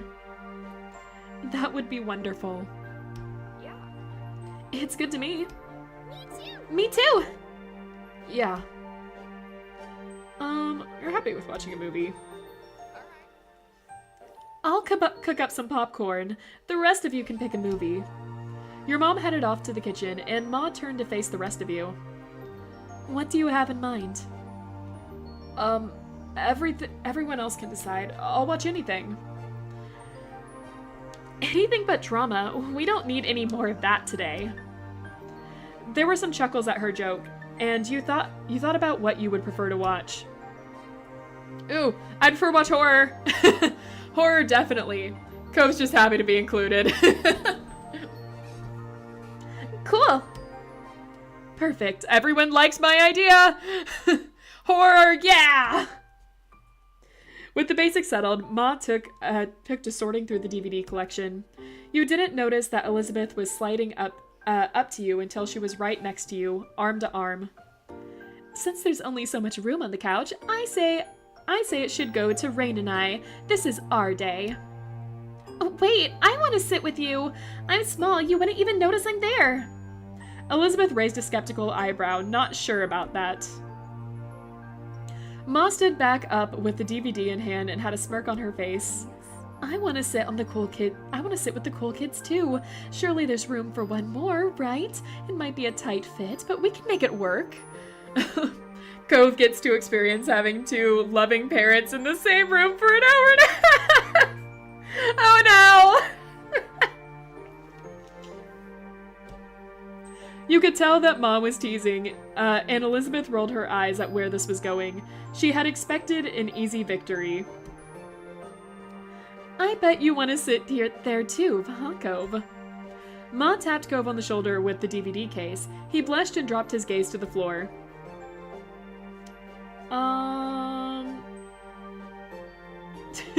There's not enough space for everybody. Lee looked disappointed by that, but it was the truth. Mom came back with a big bowl of fresh popcorn, and you inhaled the smell of the hot, salted snack. What's the skinny? We all want to sit with Elizabeth and Rain, but there's not enough room on the couch.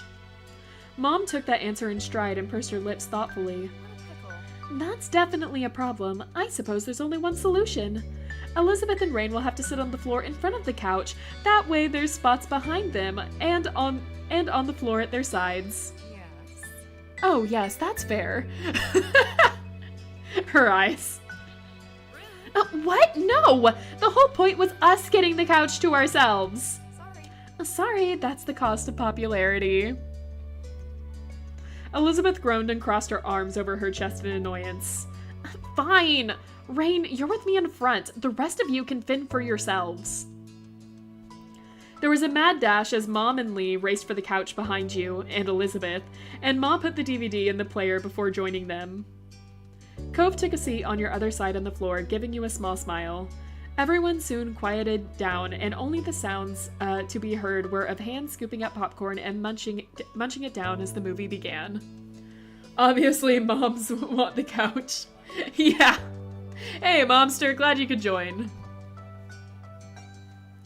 In that moment, you couldn't have been more pleased to be a part of the family you had. Okay, how long have we been on? 2 hours, 18 minutes? Okay, we can do one more. We'll see. We might try to do 2 more, but I think my throat is getting a little tired and I forgot to bring up water, so we might just do 1 more.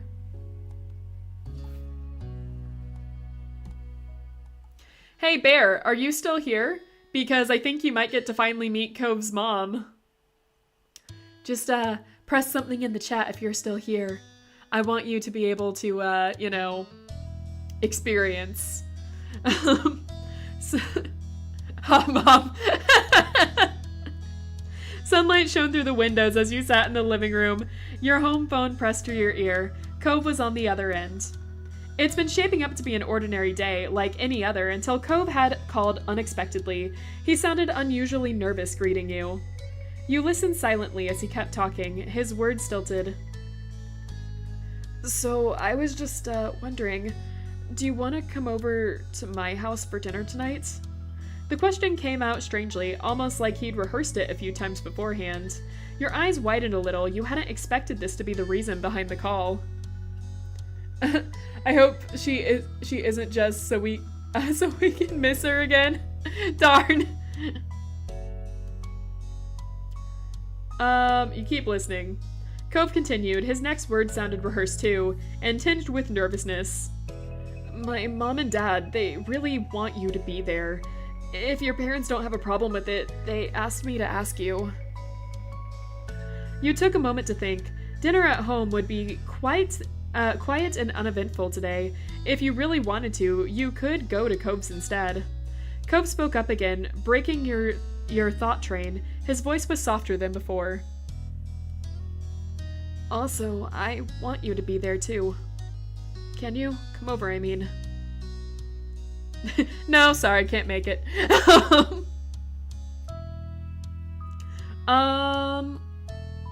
Yeah, I can come. Thanks, Rain. I'll let them know when I can. He sounded noticeably relieved by your response. Was your coming over for dinner today that serious? Cove asking us on a date. Slap him with a glove. He forsakes property for teenage hormones. This is step 17 in proper courtship.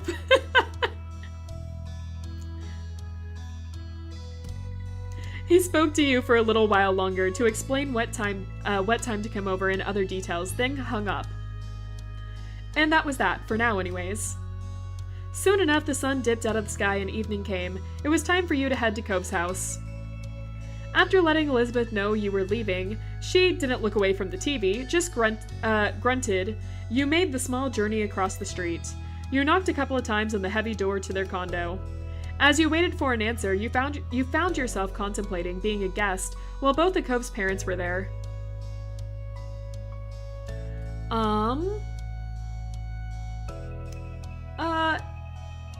Apprehensive, I guess. You didn't know what to expect from this dinner party. You didn't get too much time with your thoughts, though. The door opened soon enough. Cove's mom, Kyra, stood in the frame, smiling warmly at you. Are you, stream messing up for anyone else or just me? The stream looks okay on my end. How is everyone else doing? Bear, Momster, are you there? Can you tell us how the stream are doing? Or anyone else? It's good for you? Okay. What if we just stayed here and didn't press further so you couldn't see Cove's mom? So you couldn't see Kyra? How would you feel, Bear? It's cutting out for me several times. Oh. No, the internet seems good over here. I'm looking at the stream. I'm checking to see if there's anything, but no, it says the health of the stream is still good. Okay. Good to know. Alright. I guess I'll stop stalling so we can let Bear meet Kyra now. Hey, Rain, welcome. Please, come on in. She opened the door wider and moved to make room. You stepped inside, allowing her to shut it behind you. Thanks so much for coming over. I know it was kind of last second. How we feeling, Bear? Does she pass the check for you? Wow, she's extremely mid. I actually really like her. Oh. I actually like Kyra, I think, the most out of all of them. I think Kyra's really pretty.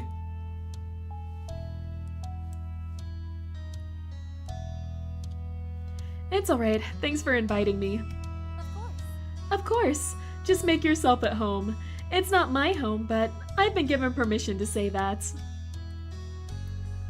Hey, Rain. Welcome to our humble abode.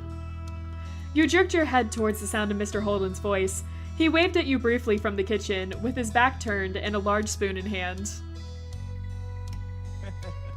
Hope you're hungry, because I'm whipping up a lot of tasty stuff. True to his word, you heard something sizzling on the stove. You closed your eyes and inhaled. It smelled spicy and savory. With Mr. Holden busy and Cove nowhere to be seen, it was just you and Kyra. She gave you a wry smile. She's fine, but she's more like a head in the clouds young mom trying too hard to be hot, whereas your moms are hot by virtue of being hot moms. Make sense? I mean, like, Kyra is more of like the hippie kind of parent, if I'm going with anything, because like she doesn't live here and she's like a traveling writer. So I think her look makes like a lot of sense to me. But like I like that kind of look. And like, well, I do like our moms, especially Ma. I think Ma is like really attractive. I like Kyra's look more.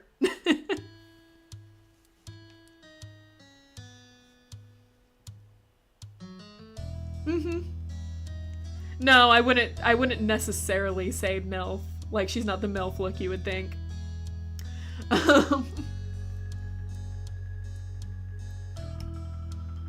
He sure is. Well, I've been barred from cooking the entire time I'm staying here. Can you believe that? Pam and Lonnie, on the other hand. Yeah, Pam and Lonnie definitely are moms.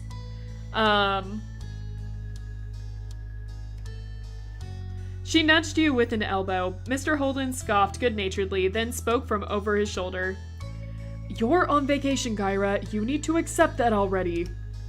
She yelled back, amusement obvious on her face and her tone. People still cook when they're on vacation. Everyone's gotta eat. It's not like I'm some celebrity who can go out for every meal or hire a private chef. Sorry. Well, in this house, you're the VIP. Kyra smiled and shook her head quietly. Then she turned to face you once more. Sorry about that, Rain. Here I was trying to strike up a conversation with you, and Cliff just had to butt in. I don't butt in. She eyed him, chuckling in disbelief. He wasn't exactly disproving her point with that. Kyra leaned over to whisper to you. It's okay. He likes to be included, but since Clifford insisted on cooking all by himself, he'll have to wait. The two of us can chat. Her next question continued to be said in a hushed tone, just to be safe. So, how are you doing? Oh, I'm good. Kyra didn't seem too convinced by your awkward phrasing, but she nodded anyway. She opened her mouth to say something more, but some lightly pounding footsteps caught your attention. You checked to see Cove emerging from the hall. A few moments later, he might have heard all the commotion and left his room to see what was going on. He quickly took stock of the situation. His cheeks tinted pink and at the sight of you standing in the living room, and his hand came up to rub his arm almost bashfully. Rain, you made it. Thanks for coming. Cove's voice was unnaturally loud, as if he thought you wouldn't be able to hear him from where you were, only a few feet away. Oh, what a dork. Hello, Cove. You gave a shy wave, then felt a little stupid for it. You put your arm back down. It was when you glanced away from Cove that you spotted his parents watching the two of you interact. Cove noticed their stares too, meeting them with narrowed eyes. Are we having dinner now? Not yet, bud. I'm still cooking. Alright. I'm gonna go back to my room. Shout a bit louder, Cove. We can still sort of hear out of that ear. Is he shorter than his mother? I think he's supposed to be a little taller. He's 13 though, so he might be shorter.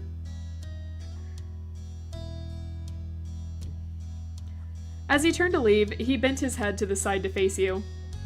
You coming? The question was quiet, but you heard it clearly. You smiled, pleased that he asked, and nodded in the affirmative. Cove turned fully and made his way down the hall. Have fun, you two! We'll call you when the food's ready to go. With that, you followed after Cove. The two of you made your way down the hall. We're childhood friends, so I feel like we've gone over at least once or twice. He needs to eat her to gain her height. My god. She's like hot older sister, then...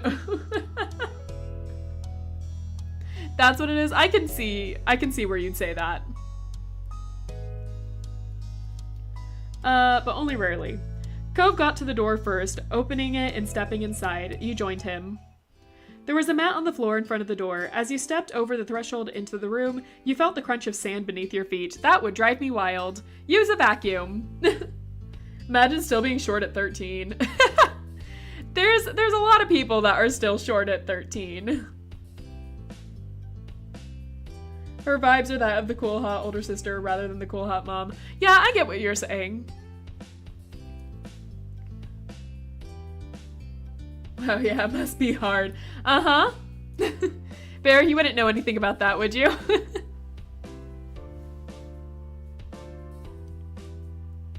The sensation was nothing new to you, of course.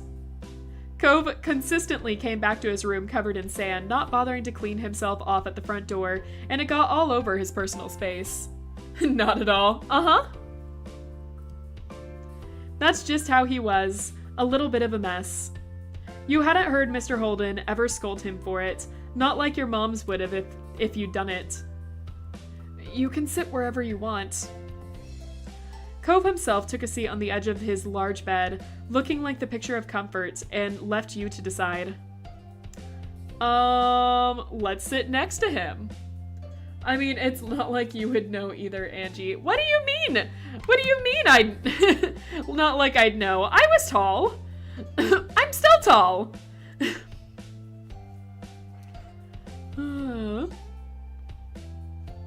Let's sit down next to him. We're not scared. Tragically, it's true. Angie has height. See?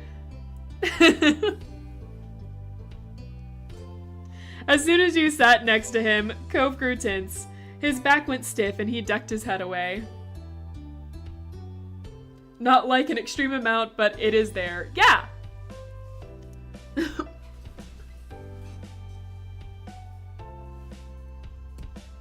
He tried to hide a trembling smile. Oh my god. Are you damn... Sorry. You're also hard to see from up here. Yeah, I bet. I bet it's just, a little hard to see me.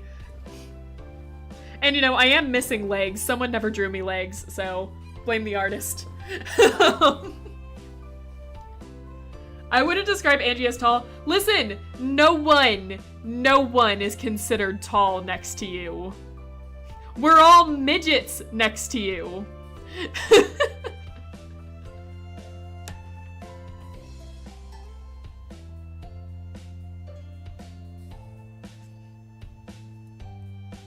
You didn't ask for them. I asked, you said no. I don't remember you ever asking. If you want to draw me legs, draw me legs.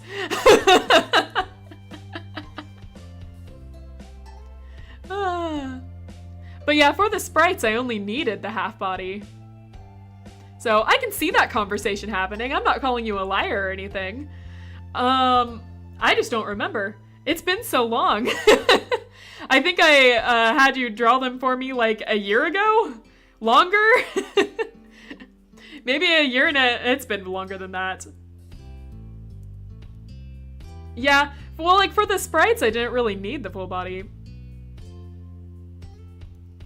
Yeah, do you want to answer that? How tall are you?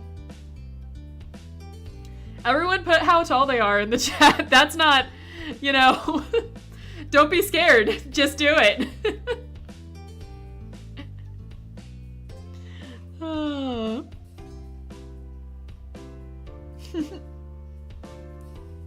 That is tall. That is just like so tall.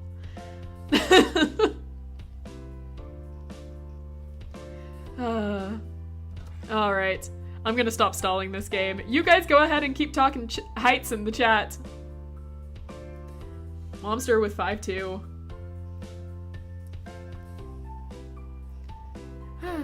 I guess I'll go ahead and say mine since everyone's doing it. 5 even. I'm 5'8".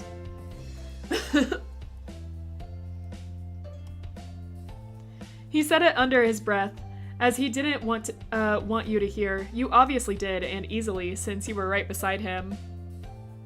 The knife.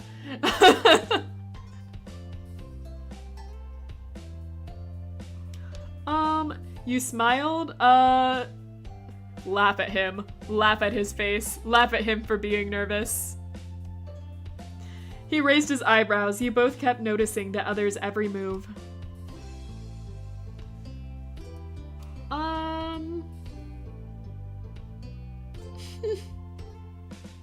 Okay, we can call him adorable to his face again. That just seems to be a common one we can call him.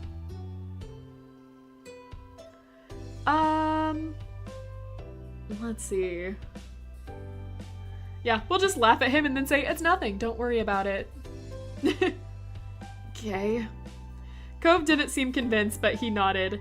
Shifting nervously on the bed, he pointedly glanced away from you, the tips of his ears red. With the silence growing, your gaze began to drift. You stared at the bright fish swimming in the tank.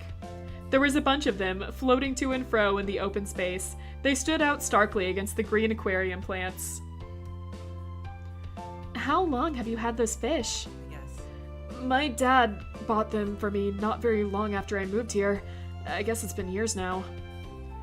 Wow, that's a long time. You peered carefully into the tank. The fish looked to be doing well. He must take good care of them. Most of them were small, but there was one especially big. What are their names? I don't name them. Well, not really. You lifted an eyebrow at that. He continued the explanation sheepishly. Mostly I just call them things based on what they look like. Squirt for a small one, tangerine for the really orange one, that sort of thing. I've had a lot of fish, and I'm not very good at coming up with names.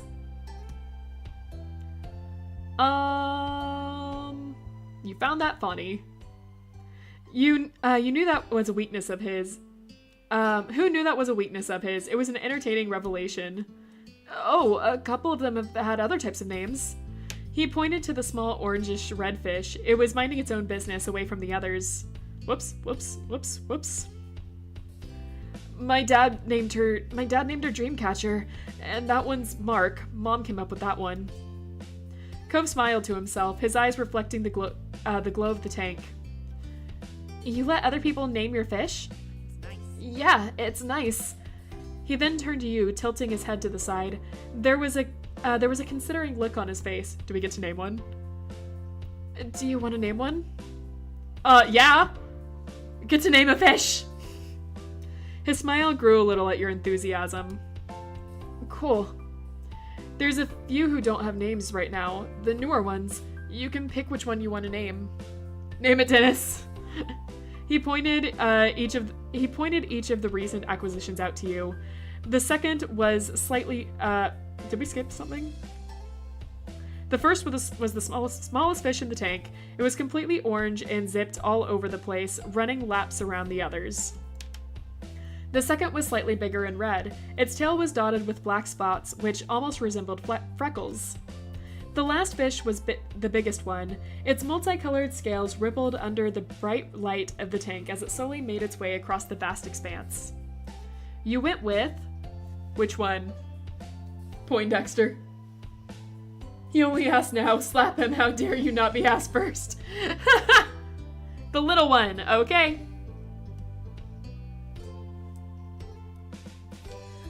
Cove only nodded at your answer, waiting on you to decide on a suitable name. You watched the first one, you watched the first you chose closely. As you did, a name eventually came to you. Yep, and you were the- Name it Cove. Name it Rain! Alright. Bubble. Alright, well, Bear was first.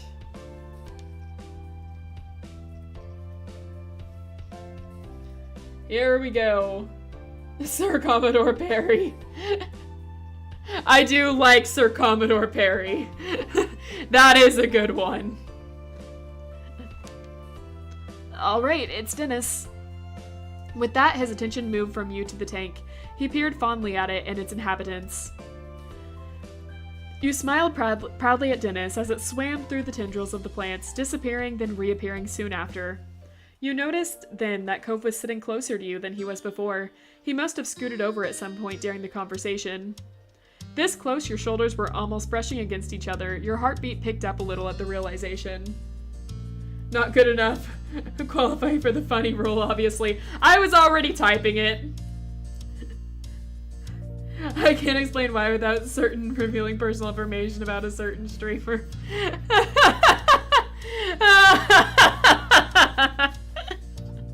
You're correct. I was gonna say something too, and I'm like, I can't.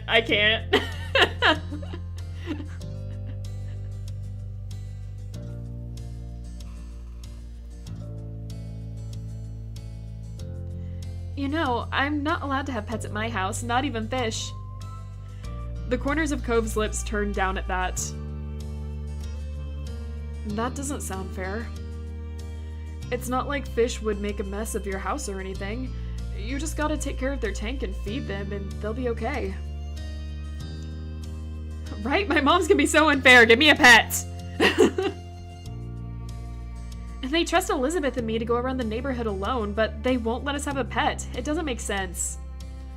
Maybe when you're even older, they'll let you. I don't know. They seem pretty against it. Your current conversation brought to mind a memory from years ago. It started coming out with no warning, earning you a brief confused look from Cove. One time, Lizzie, or Elizabeth, came back from playing on the beach and hid in her room. She came down for food, but then she ran back upstairs after. It wasn't hard to understand. Our moms left her alone at first. But that night, Ma went to her room to say goodnight and she screamed. Mom and I went over to see what was wrong. We found Lizzie with a big lizard in her arms. Really? Oh, whoops. Cove's eyebrows rose at that, and he leaned forward with interest. A lizard? Where'd that come from? They got Elizabeth a pet. You mean, Lee.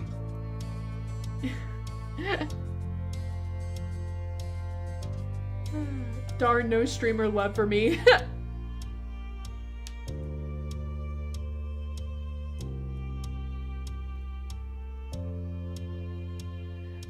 They won't let us have a pet. No, it sucks.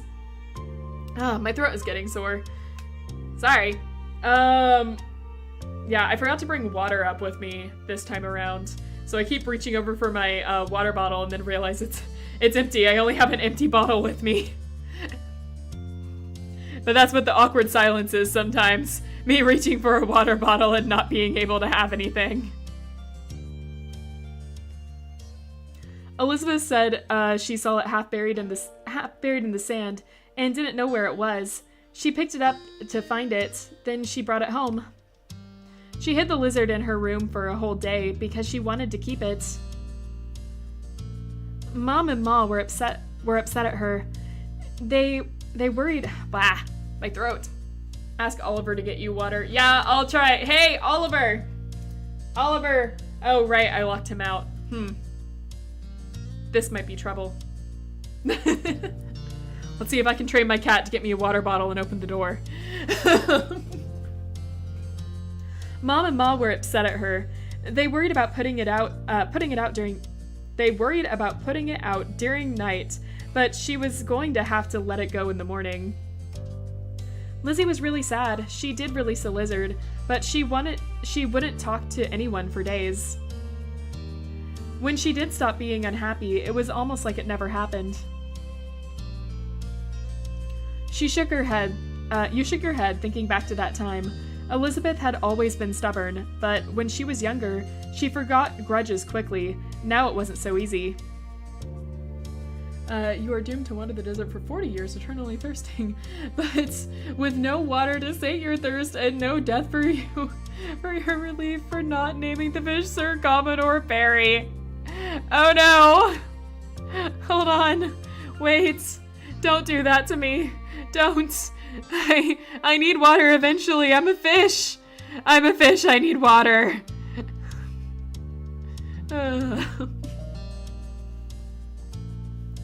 Cove had been quiet for most of the story, apart from the reveal of the lizard. He had a thoughtful look on his face. I can't even imagine what it'd be like to have a sibling. You gave serious thought to his statement before you told him. Okay, well, the thing is, I am actually an only child. Commodore Perry does have a nice ring to it. Oh, everyone's gonna make me regret not picking that name, huh? I get it. It's a good name. That definitely made me pause, but I was already typing out Dennis.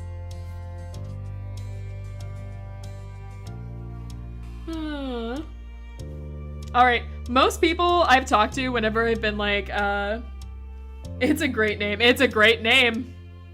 It's a great name. There are ups and downs, I'll say. I don't really know what it's like to have a sibling. Yeah. Wondering the desert as a fish will be tough, better start flopping. How can you be so cruel to me? Wait. Wait. Don't be that mean to me, guys. Yeah, your parents couldn't be in love with each other for long enough to have another child. Oh, God. Oh, man. Having siblings owns. I've heard mixed things from, like, most of my friends. Like, most of my friends, I think, have said the ups and downs things. Or just said I was lucky.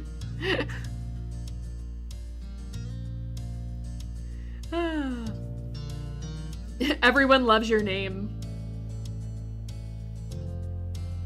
As long as they don't suck, I mean, yeah. It's fun to have her here when she wants to be there, but now Elizabeth barely feels like hanging out with me. Cove pursed his lips at the words, considering them quietly for a while. That's interesting. I think your family's cool. He didn't have much else to say, though while on the topic of your family, you considered your relationships with your moms, too. They're the best, and I love them. You're gonna say I'm lucky? You couldn't even consider having another opinion. You couldn't have better parents. Well, you say that you want, well, say what you want about them, but at least your mom's never tried to pay someone to be your friend. Oh, I forgot about that detail of the story.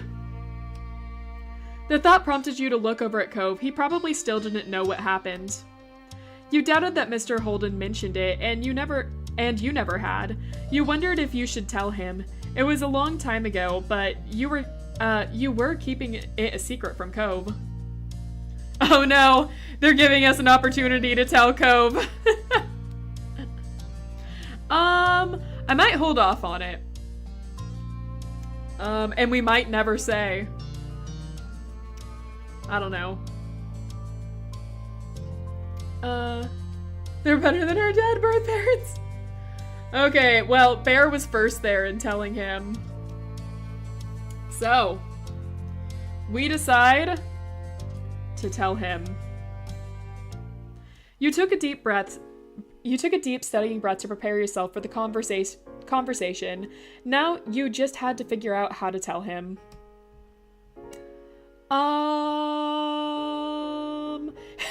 Hey, you want to know something crazy? Hey, Cove, you want to know something absolutely wild? Cove raised an inquisitive eyebrow at your casual tone. He turned to give you his full attention. Maybe? Like what? You stared into his bright ocean eyes. It is so funny that you mentioned it.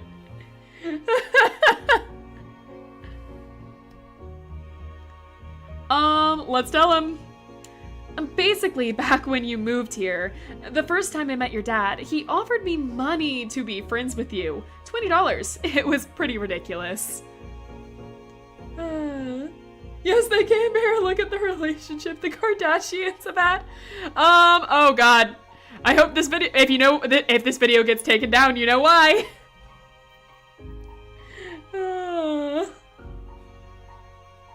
We didn't take the money, we ran. We said stranger danger and ran. You laugh lightly at the memory of it, though it trailed off oddly when you realized Cove wasn't laughing with you. Cove sat still. Uncharacteristically, there was an unreadable expression on his face.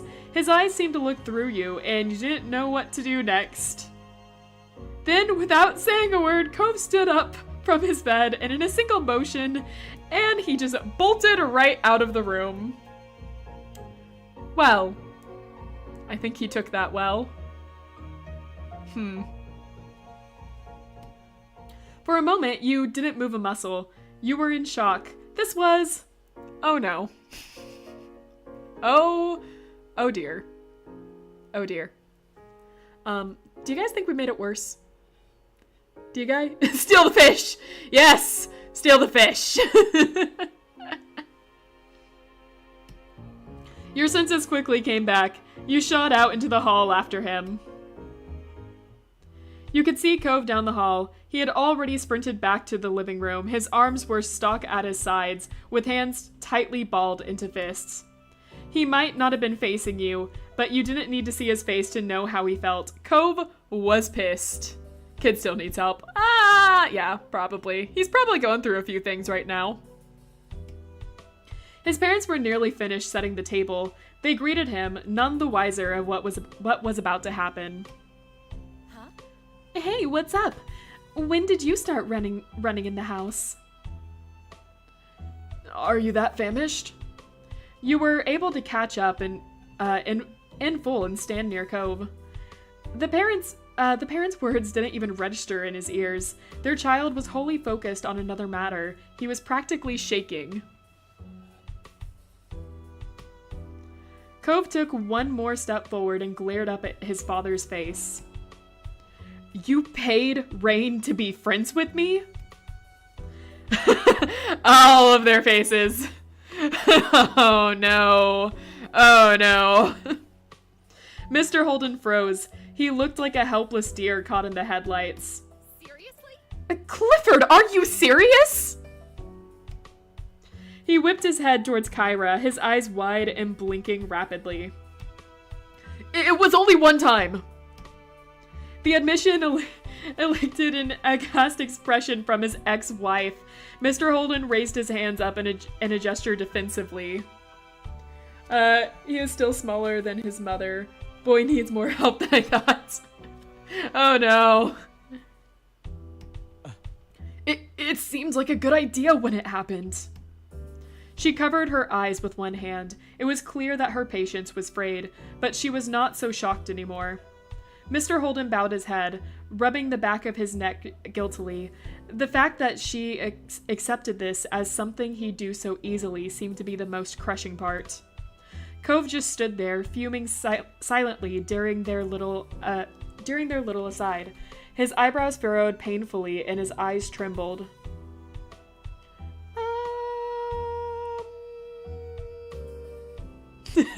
This is, well, they can't get more divorced. They can always get more divorced. Oh no. This is uncomfortable. Obviously, he should have paid her more. Yeah, Mr. Holden, I think I'll take that money now with interest. Uncomfy, sit in a chair to relax. You tried not to get in the way. Maybe that way the others would forget you were even in the room. They were pretty distracted. Finally, after what felt like an eternity, but must have been only minutes, the tense silence was broken by Cove. I don't want to stay here. That immediately caught his parents' attention. They turned to him with twin expressions of worry. Hey, wait a minute, bud. You don't have to do that. There's still your room. We'll stay out of your way, I promise. Where could you go at this time of day? It's almost night. I can stay with Rain. Okay, well, at least we're still fine in his book. Anytime you want to chime in that you didn't take the money. True, he bought the friendship but forgot to pay for silence. He didn't even buy the friendship. We didn't take the money. He stormed out of the house without waiting for another response. You jumped as the door slammed closed behind him. He left us here with them! Wait, Cove!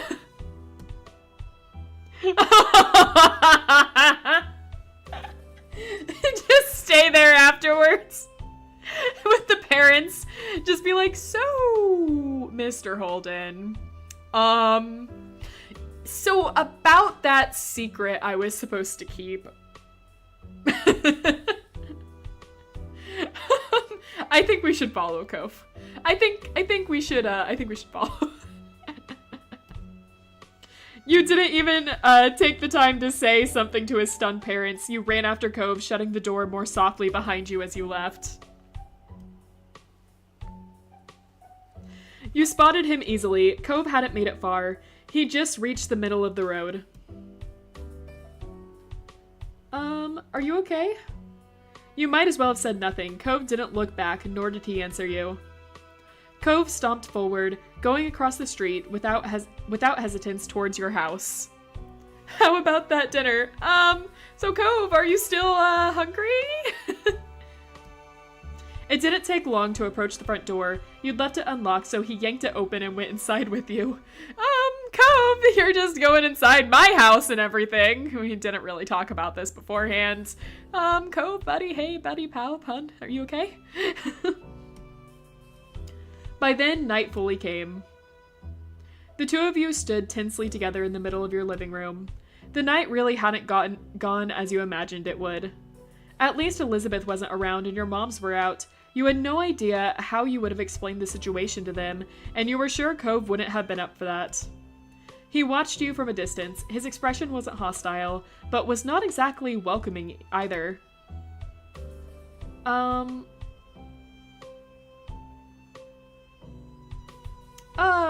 sorry, Cove. I'm sorry that this happened, buddy. Maybe I shouldn't have said anything. Maybe it was best I didn't have to deal with this awkward situation. Cove shifted so his back was to you. Then he crossed his arms over his chest. Are you mad at me? To your surprise, he actually responded. What? No. It's okay. I wish I'd known before, but I guess there's never really was a good time to bring up something like that. You're not the one who did anything. His tone was clipped and insulting, though it was now fully clear that none of the negativity was towards you. And we're actually friends, aren't we? Besides, it's not like it worked. We only really became friends way later. It doesn't matter if you took it or not. You nodded your head furiously at that. If there was one thing you didn't want this revelation to do, it was weaken your relationship. Of course we're friends. Cove seemed to appreciate your reassurance. The furrow in his brow eased a bit. Yeah, we are. I'm definitely not mad at you. I should thank you for not letting him get to you, and for telling me it happened. My dad never would've. He's always like that. He just does things. He doesn't ask or tell me about it or anything. Cove threw his arms out, his features twisted in frustration.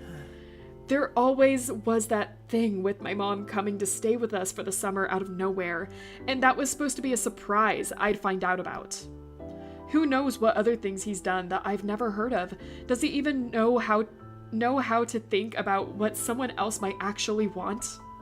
He paused to take a panting breath, scowling. I'm just gonna listen quietly for a little while. About that, Cove. Shows monthly payments. Oh no. Uninterrupted by you, Cove went on with his spiel. The worst part is, I know he doesn't do stuff for himself. He does things because he wants to make people happy.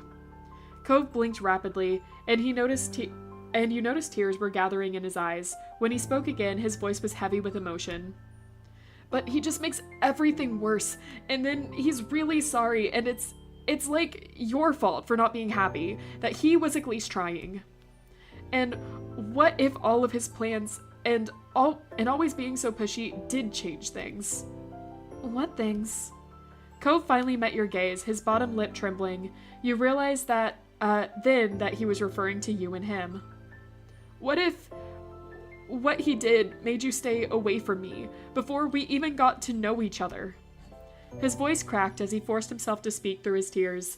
That began to fall in earnest. He did everything he could to say it, but the words were barely a whisper. Rain, you were the best thing about coming here. Cove was honestly terrified over the idea that there was a chance the two of you might not have what you do.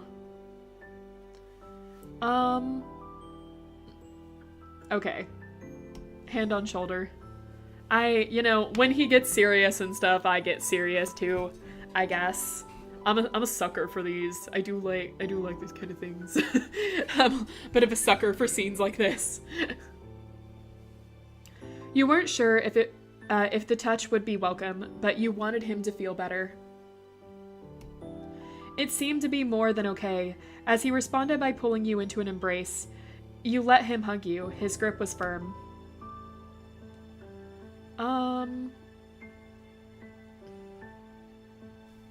I'm really glad we got to be friends.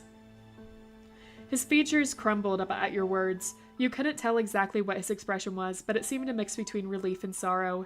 He sniffled. Me too. You remained like that just for a little while. Then he scrubbed his eyes with the back of one hand. His gaze turned away from you, growing distant. He's like that with Mom, too. The anger he had begun to release bubbled back to the surface. Dad wants to make people happy, but he doesn't. The words landed scathingly hard. You were certain it'd crush Mr. Holden if he heard them. You'd never known much about his parents' relationship, but you thought you understood it a bit better now.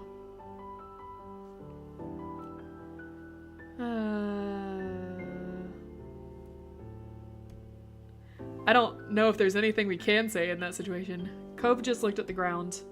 As the two of you were stifled by the quiet, a thought came to your mind, abrupt and sudden. What about your fish?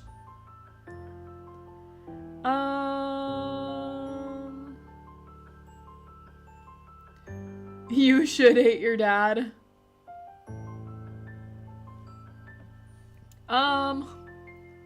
Alright. What about your fish? What about your fish, Cove? Think of the fish. You couldn't forget earlier that night, the way Cove spoke about them, how he watched them, how he cared for them. That was something special your dad did for you. It's been really important to you for a long time, right? He can make you happy. Cove's eyes opened a little wider. A fragile smile tugged ever so slightly at his lips. It was obvious Cove didn't want to think about his dad that way, but it was also hard not to right now.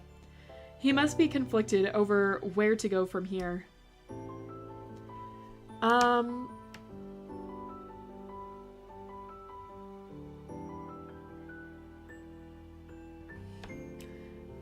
Probably.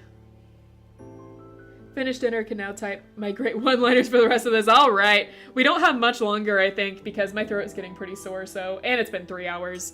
So we'll finish this part up.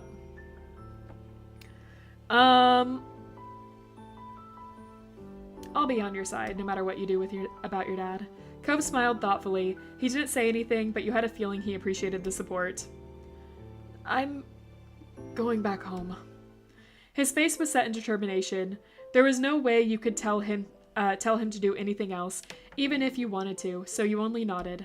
I'm sorry. Thanks, Rain. I'm sorry about all this. Can I come with you? Yeah. Why wouldn't you go? You smiled lightly.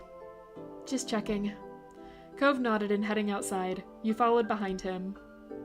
Once again, the two of you made your way across the street towards his house. He didn't pause at the door, he just opened it wide and went in. Cove's parents were sitting at the table, their heads bowed in silence between them. They snapped over at the sound of the door, relieved to see Cove return. Mr. Holden stood up so suddenly, his chair squealed across the floor. Cove! Kyra got out of her chair as well, but less dramatically. How are you feeling, baby? I wanted to talk to you. His parents looked over him, their features soft. Cove instead snuck a glance at you. We're glad to be there for him. You know, we're glad to be there for him. You make sure to never tell him you didn't take the money. Never let him have that certainty. Oh no! Poor Cove. You stared back solidly, hoping you could convey your support with your eyes. It must have worked because Cove stood up a bit straighter. Cove then fully faced his parents. Mr. Holden stepped forward cautiously, his expression twisting in dismay. I am so sorry. I should never have done something so stupid. It's okay. It really isn't. That was a boneheaded move, boneheaded move if ever there was one. I was bribing an actual child, one I've never met before, that day. Cove almost cracked a smile, though he quickly regained his composure. Yeah, when you put it in that way. Saying you almost bribed an actual child. Yeah, I suppose if you're putting it that way, it makes it a little bit worse, huh? Then it isn't. But I want things to be okay anyway. I'm sorry. Cove, I'm sorry. Kyra placed a hand on Mr. Holden's shoulder. Your dad doesn't believe there's something wrong with you, or that you can't make your own friends. He can't explain. I know why Dad did it. He wanted me to be happy, that's all.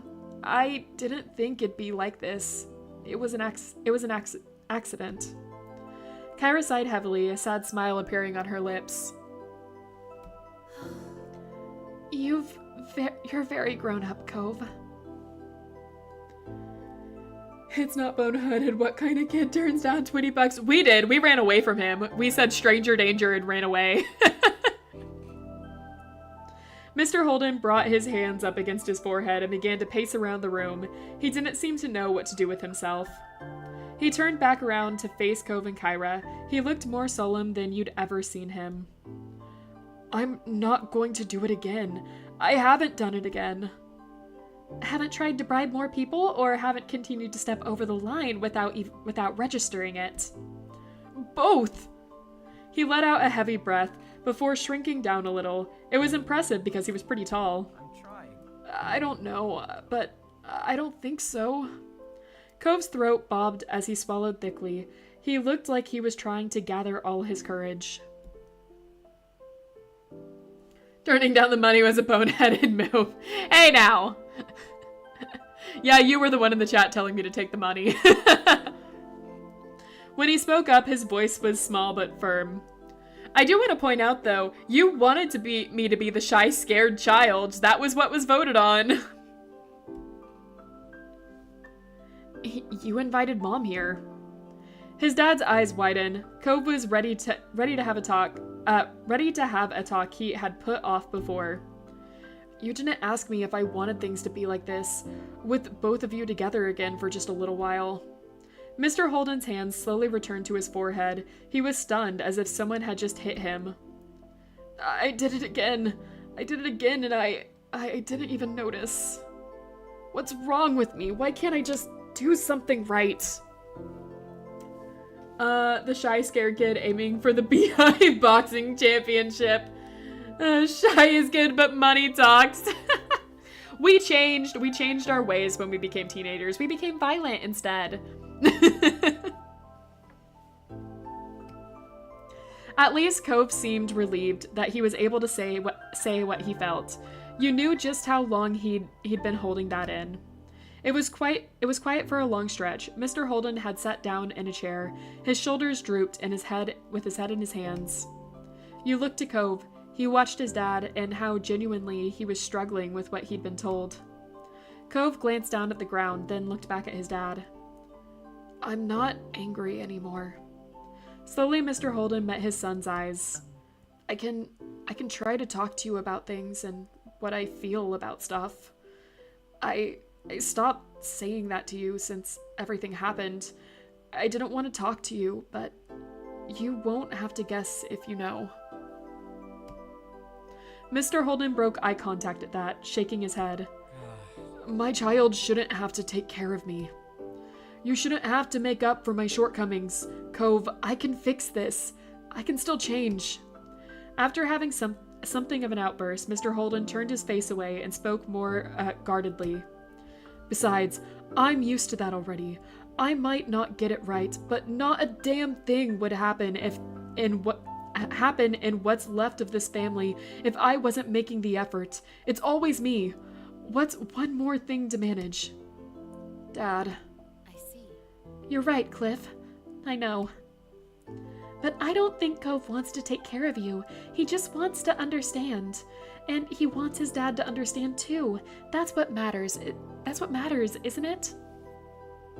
Man, this scene must be very different if you just don't tell him he was nearly paid off for his lifelong obsession with what... It's true, actually. You won't have any drama whatsoever if you do it. There is a time in your childhood you can also choose to tell him or not, and we decided not to tell him, obviously, so... But you can also get a super dramatic scene with it in childhood. You can also wait till adulthood to tell him anything, and if you tell him then, it's not dramatic at all. He just doesn't care if you tell him then.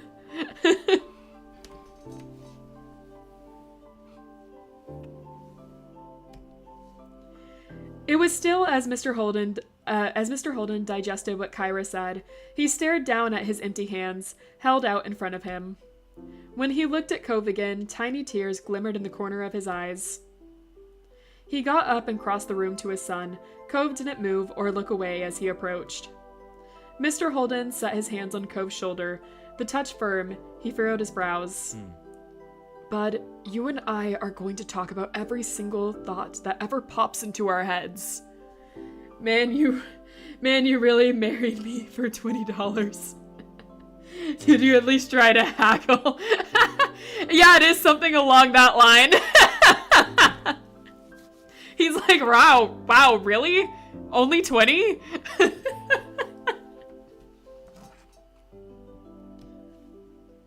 For the rest of your life. He shook Cove forward and back a bit, tears slipping down Cove's cheeks, but he was smiling. What? No, I don't want that. Mr. Holden began to smile too. It trembled at the corners, but it was genuine. I'm afraid it's the only way. That's gonna be real awkward when Cove's teenage hormones really kick in. It's gonna be real awkward. I'm at least worth 30. Kyra chuckled, even as she blinked away her own tears. Mr. Holden turned towards her. To think you're still here for this drama and you never got paid. I mean, I must like him. You better not be thinking you can get away from this, Kyra. The same is gonna be applied to you. You can't!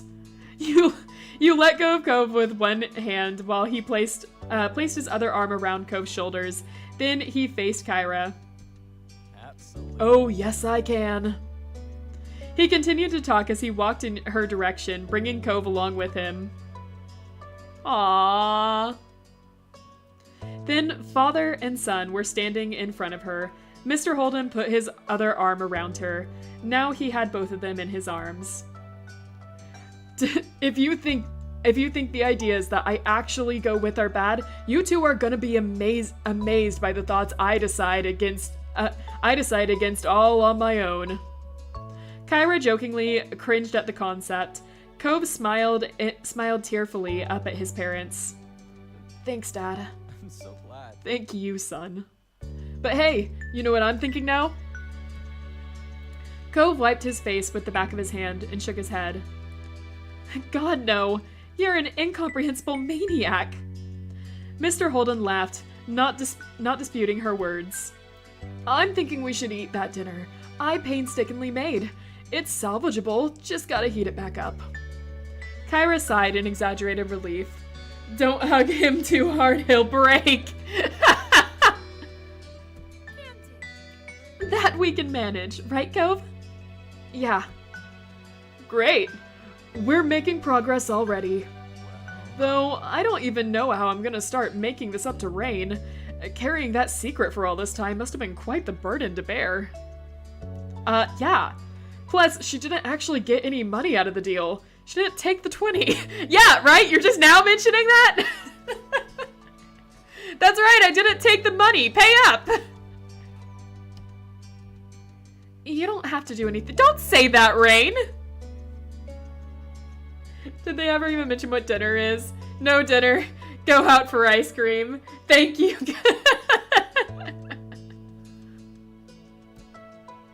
Nonsense. I or we will work on it. Okay. Cove ducked his head and spoke towards you. There was a tiny smile on his face. Rain, you didn't take the money? I didn't take the money. Do you want to stay for dinner still? You nodded softly. Imagine saying no after all of that. Like, nope, I was just here for the drama. Okay, bye. Mr. Holden finally let go of his family. Kyra patted him on the back with a content sigh. You're very good, boys. I'm so lucky. Cove shyly rubbed his arm while Mr. Holden nervously rubbed his neck. Neither could make eye contact out of bashfulness. In that moment, they really did seem like father and son. Cove's family was nice, you thought to yourself. You were glad that you got to come over. Ask for money instead of dinner. I heard you missed out on the 20. Y'all better feed me. All right. So funny enough, if we didn't get that drama scene, we would have. I was depending on the food. If you didn't get that drama scene, you would have had dinner with them. It would have been Mexican food. And then you guys would have played a nice friendly game of cards afterwards. But because we decided to tell Cove, we don't get to see any of that. So that's what we missed. So yeah, this game can have like completely different paths depending on how you decide to go with it. Pretty interesting in that regards. There's a lot of things you can end up skipping over. I mean, that sounds boring compared to the drama we got, right? I will say with the teenage years, there's a lot more that depending on what you do, it's going to come back in the adult years for other stuff. So I'll let you guys keep that in mind. But I am going to end things here. My throat is really sore, so I don't think I can do another one. And it's already been 3 hours and 15 minutes. So I think that's a good time to go ahead and end this stream. So, like always, thank you guys so much for coming. I really do appreciate it. I said this at the beginning of the stream, but there was a lot of people not there for that, so I'm going to say it again here. But I am going to be changing the times for these streams eventually.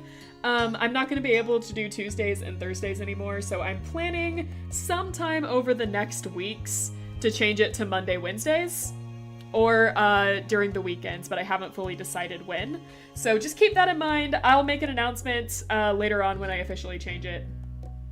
Maybe drink some mayonnaise for your throat. Gross! No! I don't like mayonnaise! Alright. But yeah. So just keep that in mind. I probably won't be doing the Tuesday, Thursday streams. I'll be switching the days. I'll still be streaming 2 times a week, though. Anyway, that's all the announcements I have.